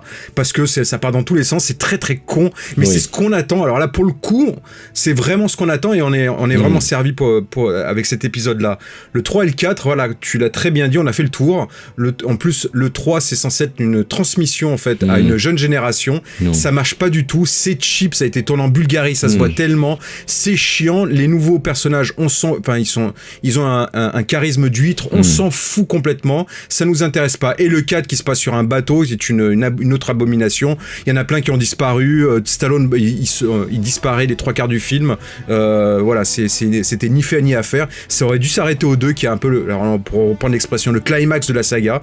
Et ça aurait dû s'arrêter là, et c'était très bien. Voilà. Ouais, je suis complètement d'accord. Ouais, moi, le premier, je le découvre un peu tardivement en vidéo ou même sur Canal. J'ai pas trouvé le film déshonorant. J'étais là, oui, c'est pas mal, etc. Mais j'ai trouvé qu'il y avait un problème de ton. C'est bizarre. Et effectivement, après, quand on voit le 2, le ton est beaucoup plus synchro, en fait, avec la démarche générale, quoi, comic book, délire et tout ça. Et je trouvais que même le premier, j'aimais pas trop le look. Alors, c'est peut-être la copie que j'avais vue, j'en sais rien. Mais j'étais pas trop fan du look, alors que le deuxième, un look déjà peut-être un peu passe-partout aussi, mais bon, à l'ère des Marvel, on n'en est plus là. Mais le truc, c'est, je trouvais que ça faisait vraiment le job. Je trouvais ça très intéressant, et quelque part, il a récupéré le mojo là qui s'était créé, de dire c'est pas parce qu'on est vieux qu'on est enterré, on en a encore sous le pied, et il en fait une saga. C'est quand même pas rien aussi, quoi. Voilà. À l'ancienne, y a que ça de vrai. Arnold Schwarzenegger, tout juste sorti de ses 2 mandats comme gouverneur de Californie, revient doucement sur le devant de la scène ciné. Après Le Dernier Rempart, où il incarne un shérif vieillissant mais coriace, il enchaîne avec un projet très attendu par les fans, Évasion, aux côtés d'un certain Sylvester Stallone. C'est la première véritable collaboration en duo des 2 mastodontes du cinéma d'action. Le film joue à fond la carte du duel complice entre les 2 légendes, tout en assumant leur âge, leurs rides et leur passé. C'est un moment symbolique, celui où Stallone et Schwarzenegger se regardent d'égal à égal dans un monde qui a changé, tout en rappelant qu'ils ont encore quelque chose à dire. Qu'est-ce que tu faisais avant de débarquer ici? Mon boulot, c'est de m'évader de prison. T'as pas l'air aussi mal. Tu t'es vu? Moi, je l'avais pas vu à l'époque, et donc même chose, je l'ai pas vu. Pourquoi? Parce que alors c'est un fantasme de geek, c'est Butch Cassidy et le Kid qui réunit Paul Newman et Redford, c'est La Tour Infernale qui réunit Newman et Steve McQueen, c'est Heat qui réunit De Niro et Pacino, ou chez nous Borsalino, Belmondo et Delon. Il y a quand même souvent des films comme ça qui sont des marottes de cinéphiles ou de geeks, mais je trouvais que c'était un peu tard pour le faire. C'est-à-dire que globalement, et là ils ont l'âge d'être à la retraite les deux, donc c'est un peu compliqué. Donc bon, je m'étais dit ça va peut-être faire un peu comme Expendables, c'est vu, n'y fait pas forcément ni fait ni à faire, parce que Expendable, on l'a dit, c'est plutôt sympathique. Là, c'est à peu près équilibré, c'est un peu aussi sympathique, mais il y a quand même des petites choses que je trouve supérieures. Moi, je trouve que le film, finalement, donc j'ai découvert récemment, tout comme Le Dernier Rempart, que j'ai vu, c'est un peu équilibré comme ça. C'est-à-dire que c'est comment on relance une star d'action qui a un certain âge. Alors, si on met un peu en parallèle, on peut se dire aussi qu'il y a très longtemps, on avait un des prototypes du mec du cinéma d'action qui était Charles Bronson, qui a fait des films d'action assez tard, mais à la fin, dans les années 80, on se moquait quand même un peu de lui parce qu'il était vraiment très vieillissant, c'était très compliqué. Alors que là, malaisant, bah ouais, c'est ça. Alors que là, finalement, on y arrive, on y croit quand même et tout ça. Donc, et dans Le Dernier Rempart, parce qu'on joue avec, l'arthrose et etc., mais quand même le côté massif de Schwarzenegger, et dans la super prison de Évasion de Sly et de Schwarzy, on y croit aussi. Alors là, c'est marrant, parce que ce concept-là, en plus, c'est dans une super prison, un peu à la mode Fortress, avec Christophe Lambert. Et donc là, quelque part, il faut l'alliance des deux pour réussir une mission impossible. C'est un peu comme un baroud d'honneur de 2 anciennes gloires qui ont besoin de s'associer pour faire un succès, parce que en fait, elles ne remplissent plus les salles de la même manière. Et ça se termine sur une poignée de main refusée au tout début. On fait la paix ensemble, etc. Et donc, c'est plutôt bien ficelé en termes de scénario. Mais moi, ce qui m'a surpris, c'est que c'était vraiment bien mis en scène, quoi. La mise en scène, elle est vraiment avec des mouvements de caméra un peu complexes, très méticuleuses, d'un réalisateur dont je connaissais pas le travail, et vraiment ça, on passe un super bon moment. C'est plutôt astucieusement mis en place. Ça fait un peu penser un peu à Mission Impossible ou à mélange de Fortress et de l'Évadé d'Alcatraz, etc. Il y a des punchlines plutôt sympas. Moi, je trouve que c'est supérieur à Expendable en termes de résultats. parce que c'est mieux filmé, parce qu'on y croit un peu plus, même si bon, il y a quand même des petits raccourcis dans le scénario pour faire avancer l'intrigue. Mais voilà, ça fait bien le job. J'étais bien content de voir ce film. De là à voir les deux suites, je sais pas, mais en tout cas de voir, je le reverrai avec plaisir. Ouais, les deux suites, elles ont été tournées qu'avec Stallone et pour la vidéo. Donc, clairement, le personnage principal, c'est Stallone. C'est pas réellement un duo, en fait. C'est un sparring partners dedans, Schwarzenegger, quelque part. Même s'il a beaucoup de scènes. Comme dans la vie, quoi. Moi, j'ai trouvé que c'était une petite série B sympa. Bon, après, on va pas se cacher. Le vrai intérêt de ce truc, c'est justement c'est la réunion des deux. La première vraie rencontre entre la réunion des deux, exactement. Mais j'avais trouvé que le film faisait le taf. C'était assez carré. C'est plutôt bien réalisé. Après, faut pas s'attendre non plus à un truc mémorable, mais en tout cas, ça fait le boulot. Après, c'est pas le grand choc des Titans qu'on aurait pu fantasmer, pour les raisons que tu as dit, Mick. Et on est loin, justement, du niveau d'intensité de la rencontre d'un Pacino et d'un De Niro dans Hit, par exemple. Bah ouais, c'est sûr. Mais bon, ça fonctionne, ça se laisse voir, voilà. Après, ça casse pas à trois pattes à un canard, mais en tout cas, ça fait le job. Voilà, pas plus. Moi, je vais pas pouvoir en parler parce que je l'ai pas vu, et je l'ai pas vu parce que... Oh, shame. Pour une fois que t'en as vu un, toi. En fait, ça m'intéresse pas de le voir. Et je vais juste développer un tout petit peu mon avis, parce que c'est bête, parce qu'il faudrait que je le regarde, et je suis sûr que c'est un spectacle qui est très honorable et que c'est très bien fait, mais j'aimerais juste m'arrêter sur le fait que le high concept, c'est bien, mais il y a un moment, faut s'arrêter, quoi. La réunion de Schwarzenegger et de Stallone, on l'a eu, c'était dans Expandable numéro 2. Oui, c'était une courte scène, etc. D'accord, mais on l'a eu, c'est bon. Ils se croisent déjà dans le premier Expendables, dans l'église avec Bruce Willis. Oui, tu as raison, oui. Je mélange les deux, en fait, la scène dans le premier, et puis là, c'est développé dans le 2. Mais ce que je veux dire, c'est que on l'a eu déjà. Donc, pourquoi nous refaire le truc ? Moi, j'ai été vraiment passionné par le virage qu'a pris la carrière de Stallone, de Copeland, jusqu'à Expandable numéro 2. Je trouve que là, il y a une réinvention. Et je trouve ce segment qui dure à peu près 15 ans vraiment... incroyable, surtout pour quelqu'un qui a été tellement, encore une fois, rincé, identifié, parodié, machin bidule. Là, on a quand même une réinvention, un nouveau souffle dans sa carrière sur plusieurs franchises, en plus, parce qu'Expandable, c'est une franchise, Rambo, Rocky, etc. Et là, ça y est, quoi. C'est comme si la mauvaise nature revenait, c'est-à-dire on exploite, on retire, on tire sur la corde, etc. Et ça s'arrête pas, c'est vraiment de l'exploitation, quoi. C'est de la Schwarzy-like exploitation, je sais pas comment on pourrait dire, mais donc ça m'a pas intéressé. J'ai l'impression de voir quand même deux vieux schnocks, et donc c'est pour ça que moi c'est pas que je l'ai pas vu par manque de temps, c'est vraiment j'ai pas envie de le voir. Il y a une forme de rejet de ce truc là, quoi. Tu veux ajouter un truc, Adrien, ou on enchaîne ? Vas-y. Ok, alors on enchaîne. Depuis 2016, la trajectoire de Stallone et Schwarzenegger s'inscrit dans un double mouvement. Un monde en crise d'identité, aussi bien politiquement que culturellement, et un cinéma hollywoodien en pleine redéfinition. Les deux légendes continuent d'exister à l'écran, mais à travers des rôles de plus en plus symboliques, presque muséifiés, dans une époque qui regarde ses anciens héros avec un mélange de nostalgie et de distance. L'Amérique post-Obama est marquée par le choc de l'élection de Donald Trump, la montée des divisions internes, les débats sur l'identité nationale, la crise climatique, la pandémie, puis l'ultra-polarisation politique. Dans ce climat instable, les récits héroïques à l'ancienne semblent décalés. Ce n'est plus l'âge des certitudes, mais celui de l'ambiguïté, du doute, de la désillusion, y compris vis-à-vis de ses mythes.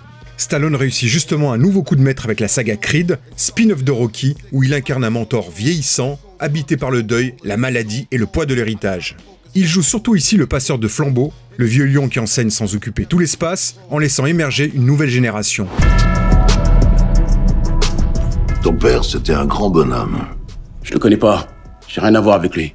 Je crois que toi aussi, tu pourrais devenir un grand. Bon, écoutez, moi, que dire de Creed, je prends ça quand ça sort. Je me demande même si je découvre pas Rocky au même moment à peu près où sort Creed, en fait. Donc c'est voilà, je crois que je me tape tout d'affilée quand ça sort. Je me rappelle que j'avais l'affiche géante de ciné dans ma chambre, alors que je sais pas, c'était juste celle que j'ai pu trouver et ça m'a lancé dans Rocky. Moi, Creed, c'est une saga que j'aime bien. Voilà, je trouve que Stallone a totalement sa place dedans. Il bouffe pas à l'écran. Comme disait Max, c'est un bon passage de flambeau. Donc, En vrai, j'ai rien à dire de spécial sur Creed. C'est quelque chose que j'aime bien regarder. C'est une saga que j'aime bien regarder juste après Rocky. C'est pas indispensable, mais ça a le mérite d'exister. Moi, j'aime bien le premier Creed sur les 3. Je n'aime pas le 2 et le 3, surtout le 2, que je trouve... Il y avait un matériau de base qui était absolument génial, et ils en ont fait n'importe quoi, en tout cas pas grand-chose. Et le 3, je trouve pas d'un grand intérêt, sachant qu'en plus il n'y a pas Stallone dans le 3, il n'y est pas son personnage. Par contre, j'aime bien le premier, je trouve que la réal est super dynamique, que je parlais de passage de flambeau, je trouve que c'est plutôt bien amené, et là pour le coup, là on revient sur la fameuse relation entre Rocky et Adonis, qui fonctionne très bien, et cette transmission finalement qu'il a essayé de faire dans Rocky 5, et là, enfin, il parvient à transmettre à quelqu'un qui est le fils de son ancien adversaire. Je trouve que c'est ce qui est le plus intéressant dans le film. Il n'y a pas la même émotion qu'un Rocky 6, même si dans mon esprit c'est bizarre, il y a beaucoup de choses qui s'entrechoquent, qui se répondent, mais il n'y a pas cette émotion que je peux avoir dans le Rocky Balboa. Donc voilà, j'aime bien ce premier Creed. Après, je l'ai dit, le Rocky, Creed 2 et Creed 3, bon voilà, c'est sans intérêt pour moi, mais celui-là j'aime bien. Voilà. Moi je l'ai pas vu, je suis désolé, j'en ai vu aucun.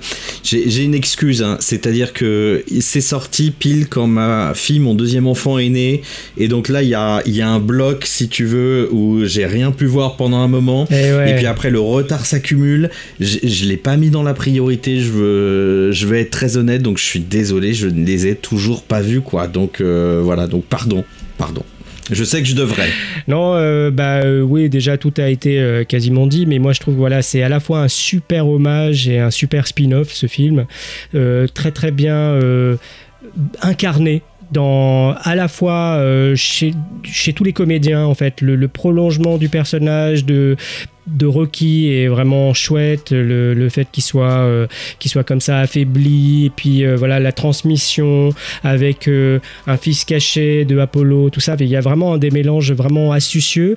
Ça n'a pas été écrit par Stallone, même si on imagine que Stallone a mis son grain de sel, évidemment, mais c'est vraiment chouette. Et puis surtout, en fait, comme c'est un spin-off, le film se permet aussi d'être plus mis en scène, en fait. Bon, on peut avoir adoré la saga. Moi, je ne tarie pas d'éloges sur la saga, mais s'il y a peut-être un bémol qu'on peut y mettre, c'est qu'il n'y a pas réellement un enjeu de mise en scène réellement, c'est-à-dire de mouvement d'appareil, de spatialisation, de topographie, etc. Ce sont vraiment des films de montage, y compris le premier film. Mais là, ici, Ryan Coogler arrive et déploie aussi tout un mécanisme puissant, vraiment, hein. La manière dont il réalise, c'est assez incroyable. La manière dont se fonde aussi la musique un peu hip-hop, et aussi de Ludwig Göransson, qui pour moi est le meilleur compositeur actuel, toute catégorie confondue. Il y a quelque chose qui marche terrible. L'entraînement de Adonis vers la fin, juste avant le match, où on entend Fighting Hard, ça vaut son pesant de cacahuètes, ça vaut la même force que sur le premier Rocky, sur le training montage, voire d'autres training montage de la saga, vraiment. Et ça, c'était pas forcément évident à atteindre.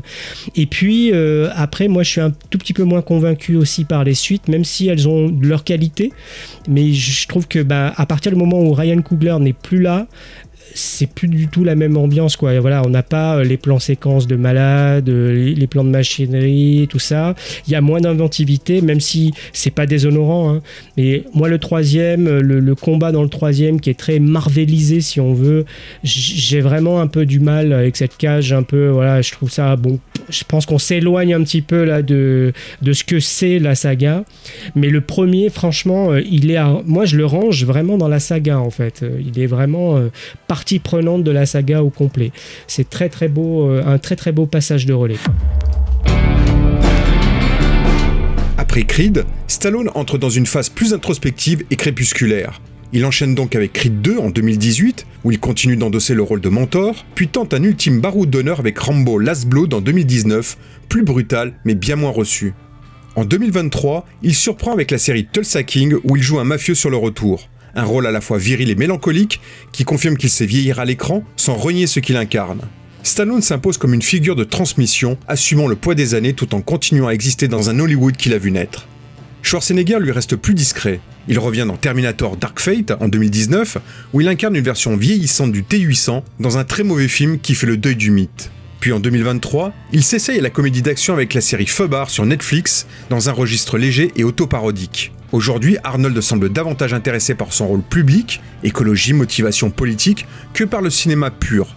Il reste une légende respectée, mais ne cherche plus à rivaliser, juste à entretenir une présence emblématique.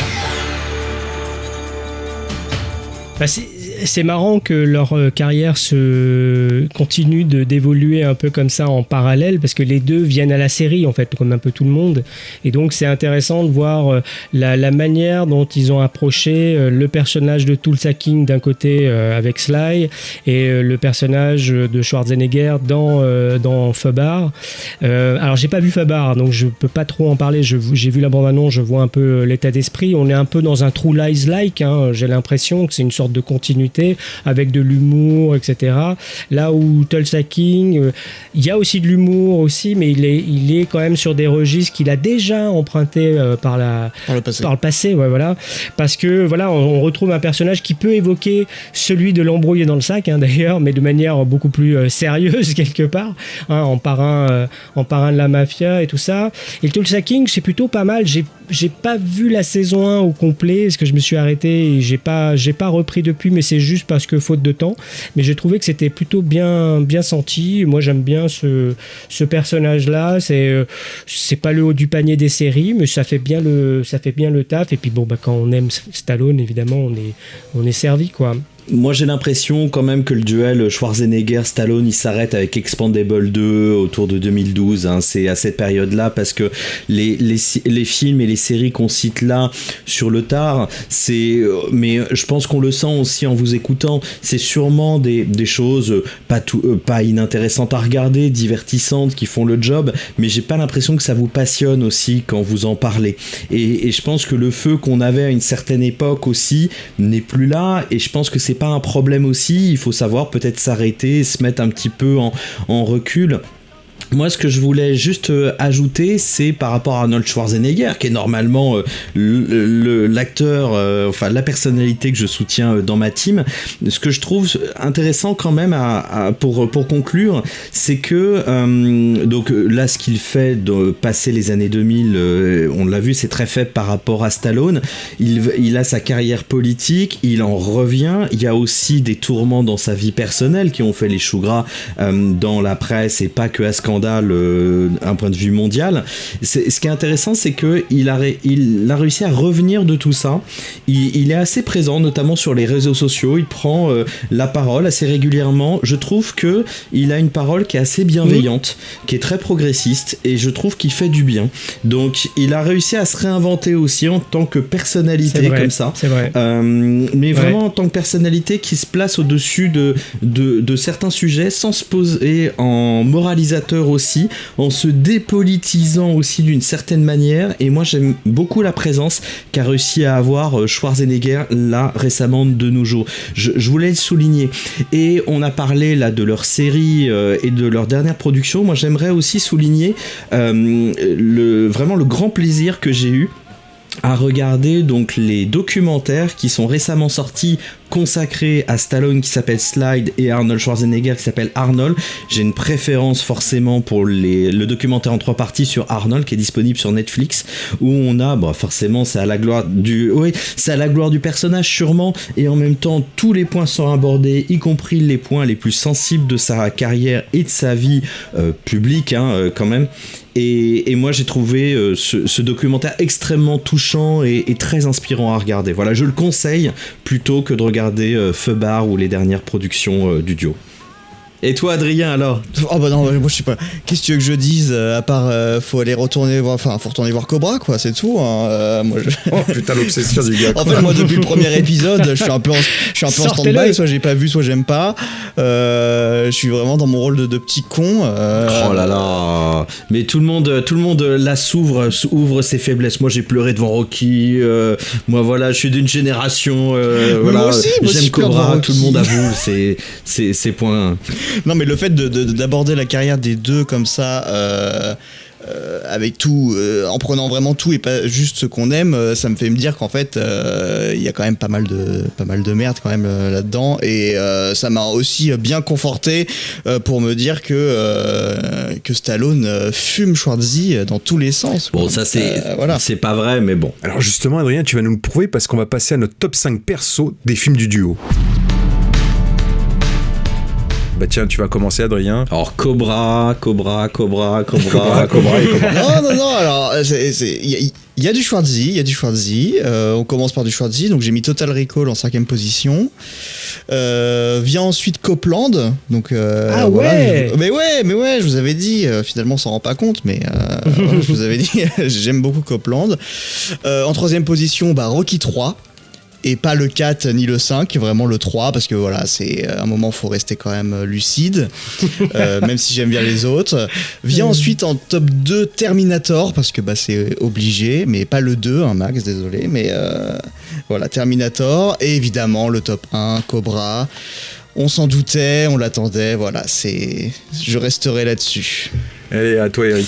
Bon, moi je suis dans un top qui va pas être très original et dans la bienveillance, c'est-à-dire que j'ai vraiment mixé les deux avec une petite préférence pour Schwarzy. Alors, top 5, Copland en 5ème position. J'aimerais bien le remonter un peu, mais voilà, j'ai du mal aussi. J'adore le film, voilà, je pense que je l'ai dit tout à l'heure. 4ème position, Rambo. Je laisse l'ambiguïté entre le 1 et le 4 comme les titres sont similaires, exprès comme ça j'en gratte un autre, mais vraiment Rambo 1 et 4, je trouve que c'est intéressant la manière dont ils se répondent, donc je triche un petit peu, voilà, je les mets en 4ème position un peu tous les deux. 3ème position, Terminator 2, il devrait être en premier si le monde était juste, mais voilà, moi je lui préfère quelques petits films au-dessus. Conan 2ème position et Terminator 1 première position, voilà, j'adore Terminator 1, je le trouve trop cool. À toi, Mick. Alors, moi aussi, ça va pas être très très très original, mais moi en position 5, je mets Rocky Balboa. J'aimerais qu'il soit plus haut, mais le haut du panier est tellement élevé que c'est compliqué, quoi. En 4ème position, je mets Rambo, mais Rambo 1, même si voilà, peut-être que le 4 se mettra aussi ex aequo, mais j'ai besoin de le revoir aussi, de pas rester juste sur une première impression. J'aime bien voir un film au moins 2 fois pour me faire une véritable impression. En 3, je mettrais Terminator 2. Qui pourrait aussi être plus haut parce que c'est juste parfait, mais en fait les 2 autres films au-dessus, moi j'ai vraiment un amour profond pour ces 2 films. Le deuxième, c'est Terminator 1, que je trouve supérieur au premier, même si pour toutes les raisons qu'on a évoquées déjà sur l'épisode précédent, évidemment il y a plein de choses techniques qui font que le 2 est meilleur, etc. Mais le scénario du premier et surtout l'impact qu'il a eu sur les années 80, la science-fiction, et moi-même à cet âge-là, c'est digne des plus grands. Et puis en premier, c'est Rocky, parce que le premier Rocky, évidemment, je trouve ça vraiment merveilleux, tellement bien écrit, tellement bien ficelé, voilà. Il pourrait être ex aequo avec Rocky 3 d'ailleurs, pour d'autres raisons, mais plus personnel peut-être, mais le premier, objectivement, c'est ce que je préfère, qui me touche le plus, quoi. Voilà. Oh, j'ai des scrupules, j'ai pas mis Rocky maintenant, bon, je le mets en 6ème position quelque part. Il a pas mis Conan. J'ai pas mis Conan. Oh là là. Dans les mentions honorables, il y a Conan et Predator derrière. Mention honorable Conan, mais c'est pas possible cette phrase. Évidemment, c'est un top 5 extrêmement difficile à faire. C'est super dur. Il y a des impasses, enfin honnêtement, on est obligé de faire des impasses. Vous en avez fait, j'en ai fait aussi, donc il y a des choses peut-être qui vont vous surprendre aussi. Alors moi, mon numéro 5, c'est Conan, le barbare. Yes. Et oui, je sais, Adrien, mais voilà. Oui. En numéro 4, c'est celui qui fait une mention honorable, c'est Predator, chez Mick, c'est Predator. Au moins, il est cité. Voilà. En numéro 3, je voulais pas en fait, j'ai aussi choisi, je fais juste une aparté, je voulais choisir un film par saga quand ça faisait partie d'une saga. Donc pour Rocky, j'ai choisi Rocky Balboa en numéro 3. Pour toutes les raisons que j'ai expliquées tout à l'heure, parce que c'est un film qui me touche énormément à chaque visionnage. En numéro 2, c'est Rambo 1. Pas vraiment de surprise, un grand film, limite un chef-d'œuvre. Et en 1, vous l'avez vu compris, je l'ai suffisamment dit, Terminator 2. Bah oui, voilà, il le fallait. Bon, il y a quand même 2 mentions spéciales quand même, parce que ça peut pas rentrer dans un top, mais ce sont quand même 2 films de l'amour, Demolition Man et Last Action Hero, à revoir coup sur coup, ça fait quand même une très belle soirée. Exactement. Je valide. Je valide aussi. Et voilà, on arrive à la toute dernière partie de cet épisode, mais on ne pouvait pas finir sans un petit bonus. Après avoir exploré l'Amérique à travers les muscles, les punchlines et les bandoulières, place maintenant à un quiz final. Bon, moi, petit disclaimer, c'est des questions complètement à la con et les sources sont complètement à la con aussi. Donc voilà, ne pas prendre mes questions et les réponses pour argent comptant. Du coup, première question. Quel est le film préféré d'Arnold Schwarzenegger, pardon. C'est un film que beaucoup aiment dans cette équipe et que beaucoup détestent aussi. Ne me dis pas que c'est Cobra. Non. Plus... non, ça déchaîne encore plus les passions. Je vous aide, c'est d'un réal avec qui il a bossé. C'est Titanic. C'est Titanic. Il aime Titanic. Bon, je suis dans la team Sly. Sly, depuis le début, j'arrête. Oh non, pas lui. Oh non, pas lui, ça me déçoit. Il l'a cité énormément de fois. Alors, GPT nous dit que peut-être que son vrai film préféré, c'est Autant on emporte le vent, mais Titanic arrive juste après, quoi. Ah, ça m'a flingué le moral, moi, d'un coup, là. Oh, là, je me sens, là. Ouais. mais tout s'explique parce que finalement, qui a le QI le plus élevé des deux? Stallone. Et oui, c'est Stallone. 162 QI contre 130 de Schwarzenegger. Je pense que c'est complètement bidon. Mais en soi, ça pourrait s'expliquer. Hein. Ça pourrait s'expliquer, mais voilà. C'est ce que j'ai trouvé. C'est ce que j'ai trouvé finalement. Autre question. Quel autre grand film de robot a bien failli avoir Schwarzy dans le rôle principal? Oh là là. D'un réal avec qui il a bossé aussi et qui est finalement le grand rival de Terminator. Robocop? Oui, Robocop, ouais. Alors, je suis tombé sur un article qui dit que Schwarzy a été, a passé des... peut-être pas passé le casting, mais en tout cas a été pressenti pour faire Robocop. Il a pas besoin d'armure. Mais où tu mets l'armure sur le gars, quoi? En même temps, l'armure qu'il a dans Batman et Robin, c'est la version Wish de Robocop. Hein. C'est vrai. Oh le pauvre. Alors maintenant, question sur slide. Sylvester Stallone a reçu de nombreux prix dans sa carrière. Mais quelle institution lui a décerné le plus de récompenses? Et un point bonus si vous arrivez à avoir le chiffre exact de toutes les récompenses. Donc qui lui a été donné par une seule et même institution. Les Razzie Awards. Trop facile. Effectivement, les Razzie Awards, donc qui récompensent le pire du cinéma quand même. Donc ça a eu une incidence sur l'image qu'il a donc dans le milieu hollywoodien. Et d'après vous, combien de prix en tout? 8. C'est 10 prix en tout, putain, ce qui est quand même vache. déjà pas mal. Alors, j'en cite quelques-uns, voilà, les plus emblématiques. Donc, le pire acteur en 1986, à la fois pour Rambo 2 et pour Rocky 4. Pire réalisateur pour Rocky 4. Pire acteur pour Rambo 3 en 88. Pire acteur de la décennie des années 80. Pire acteur pour Arrête ou ma mère va tirer, bon ça c'est peut-être pas ça, faux. C'est mérité. Voilà, pire couple à l'écran avec Sharon Stone avec l'expert. Et mérité pire aussi. acteur, voilà, c'est mérité. Et pire acteur du siècle quand même. Donc c'est quand même un peu vache quoi. Alors attention, deuxième question. Quand il fait pas du cinéma ou de la gonflette, quelle passion occupe le maigre temps libre de Sylvester Stallone? La peinture. La peinture, ouais. Bonne réponse, la peinture. Donc la peinture, pas la sculpture, c'est un passionné de peinture. Donc les Razzie le font passer pour un crétin, mais en fait pas du tout. C'est quelqu'un de très cultivé, il a une collection personnelle avec des grands peintres comme Francis Bacon, Claude Monet ou Pablo Picasso encore. Il peint lui-même et il a exposé à travers le monde.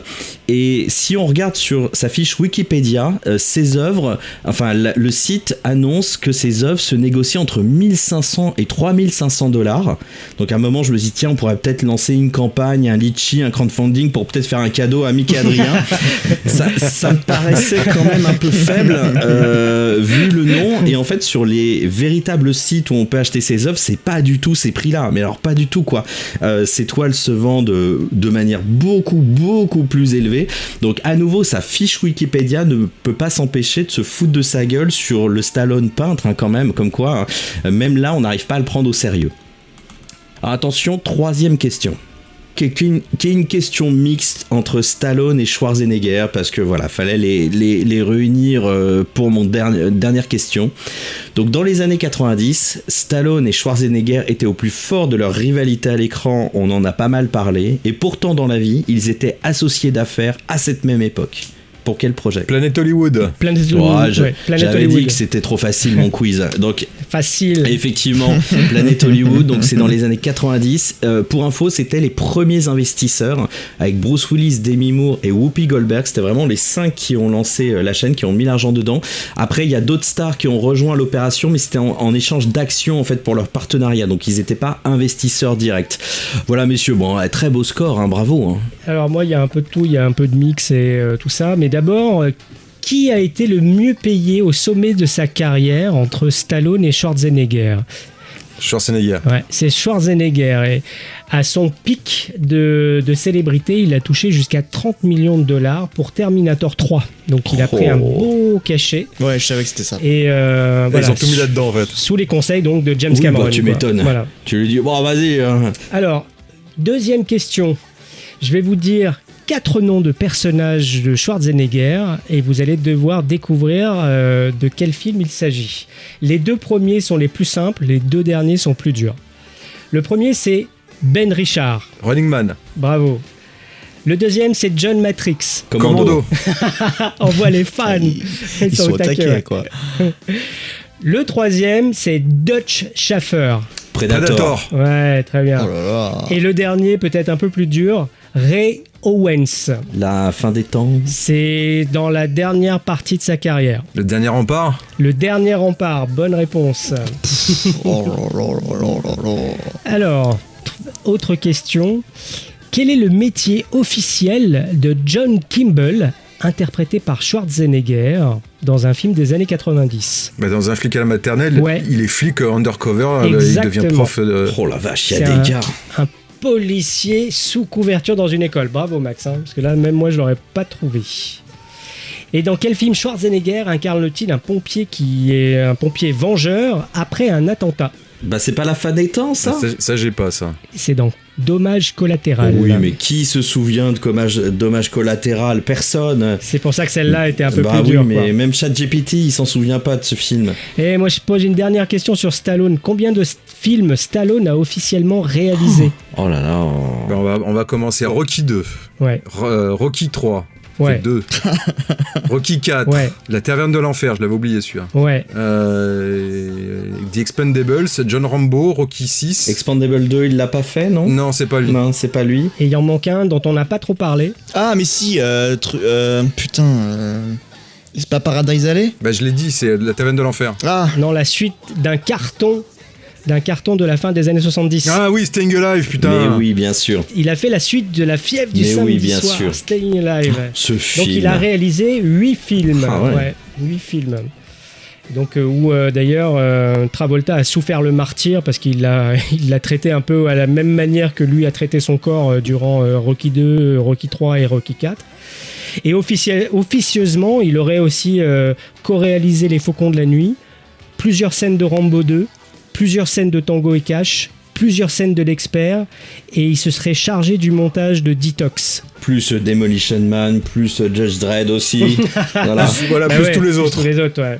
Voilà. Alors, quelle actrice aurait brièvement fréquenté Schwarzenegger, attisant un peu plus leur rivalité dans les années 80? Birgit. Et oui, c'est Birgit. Ah putain. Alors ça. Ouais, bravo. Et oui, et en fait ça vient d'elle, c'est elle qui dans son autobiographie laisse entendre qu'elle a eu une courte liaison avec Schwarzenegger pendant qu'il était déjà avec sa femme, avec qui il est resté très longtemps, Maria Shriver, et alors il y a même eu une rumeur comme quoi il l'aurait poussé dans les bras de Stallone à la suite, mais ça n'a jamais été confirmé, et lui-même n'a jamais confirmé il a dit qu'il avait eu des aventures pendant sa relation avec Maria Shriver, mais il a jamais explicitement cité Birgit. C'est elle qui s'est elle-même citée. Putain la vache. Sur le tournage de quel film Stallone s'est-il blessé en demandant à son partenaire de frapper vraiment fort, ce qui a failli lui coûter son cœur? Rocky 4, Dolph Lundgren. Exactement, c'est Dolph Lundgren, ouais. Et donc à partir de là, il est parti à l'hôpital et le tournage a dû être interrompu pendant un petit moment parce que il a failli réellement y passer sur le tournage de Rocky 4. Ouais. Et dernière question, quel film aurait pu réunir Stallone et Schwarzenegger dans les années 90, mais qui a capoté à cause de leur ego? Volte-face, Tango et Cash, Hit ou la Tour Infernale numéro 2? La Tour Infernale numéro 2, non. Tango et Cash, non? Volte-face. Moi je dirais Volte-face, ouais. Volte-face. Ah putain. Et ouais, John Woo, il voulait à la base Stallone et Schwarzenegger dans les deux rôles, mais ça s'est vite avéré impossible parce que Je sais pas si c'est une bonne idée. d'échanger les deux rôles, c'était quasiment, avec leur ego surdimensionné, c'était quasiment impossible à l'époque. Et ouais. Oh là là. Voilà, c'est la fin de ce thème en 3 épisodes sur le duel de titans qui a opposé, et oppose encore, on l'espère longtemps, Sylvester Stallone et Arnold Schwarzenegger. Merci Mick. Merci, c'était super. Merci Adrien. Merci à tous, allez voir Cobra. Encore. Et merci Eric. Et merci à tous et à toutes là pour votre écoute. L'équipe de Retour à l'écran vous donne rendez-vous bientôt pour de nouveaux épisodes. C'est tout, on a fini? Ouais, c'est bon, on a tout ce qu'il faut. Merci infiniment de nous avoir reçus. C'était un plaisir. Si je devais résumer ma vie aujourd'hui avec vous, je dirais que c'est d'abord des rencontres. C'est vrai que je ne vis que pour le cinéma. Pour être aimé, il faut être aimable. Vous voulez un chocolat? C'était pas ma guerre. Back and full force. Quelle est votre devise? Je m'appelle Bond. James Bond. Vous délirez totalement là. C'est ça qui permet de voyager à travers le temps. La vie a plus d'imagination que nous. J'espère que je ne vous apprends rien. Vous êtes un mélancolique. Mélancolique, mon cul.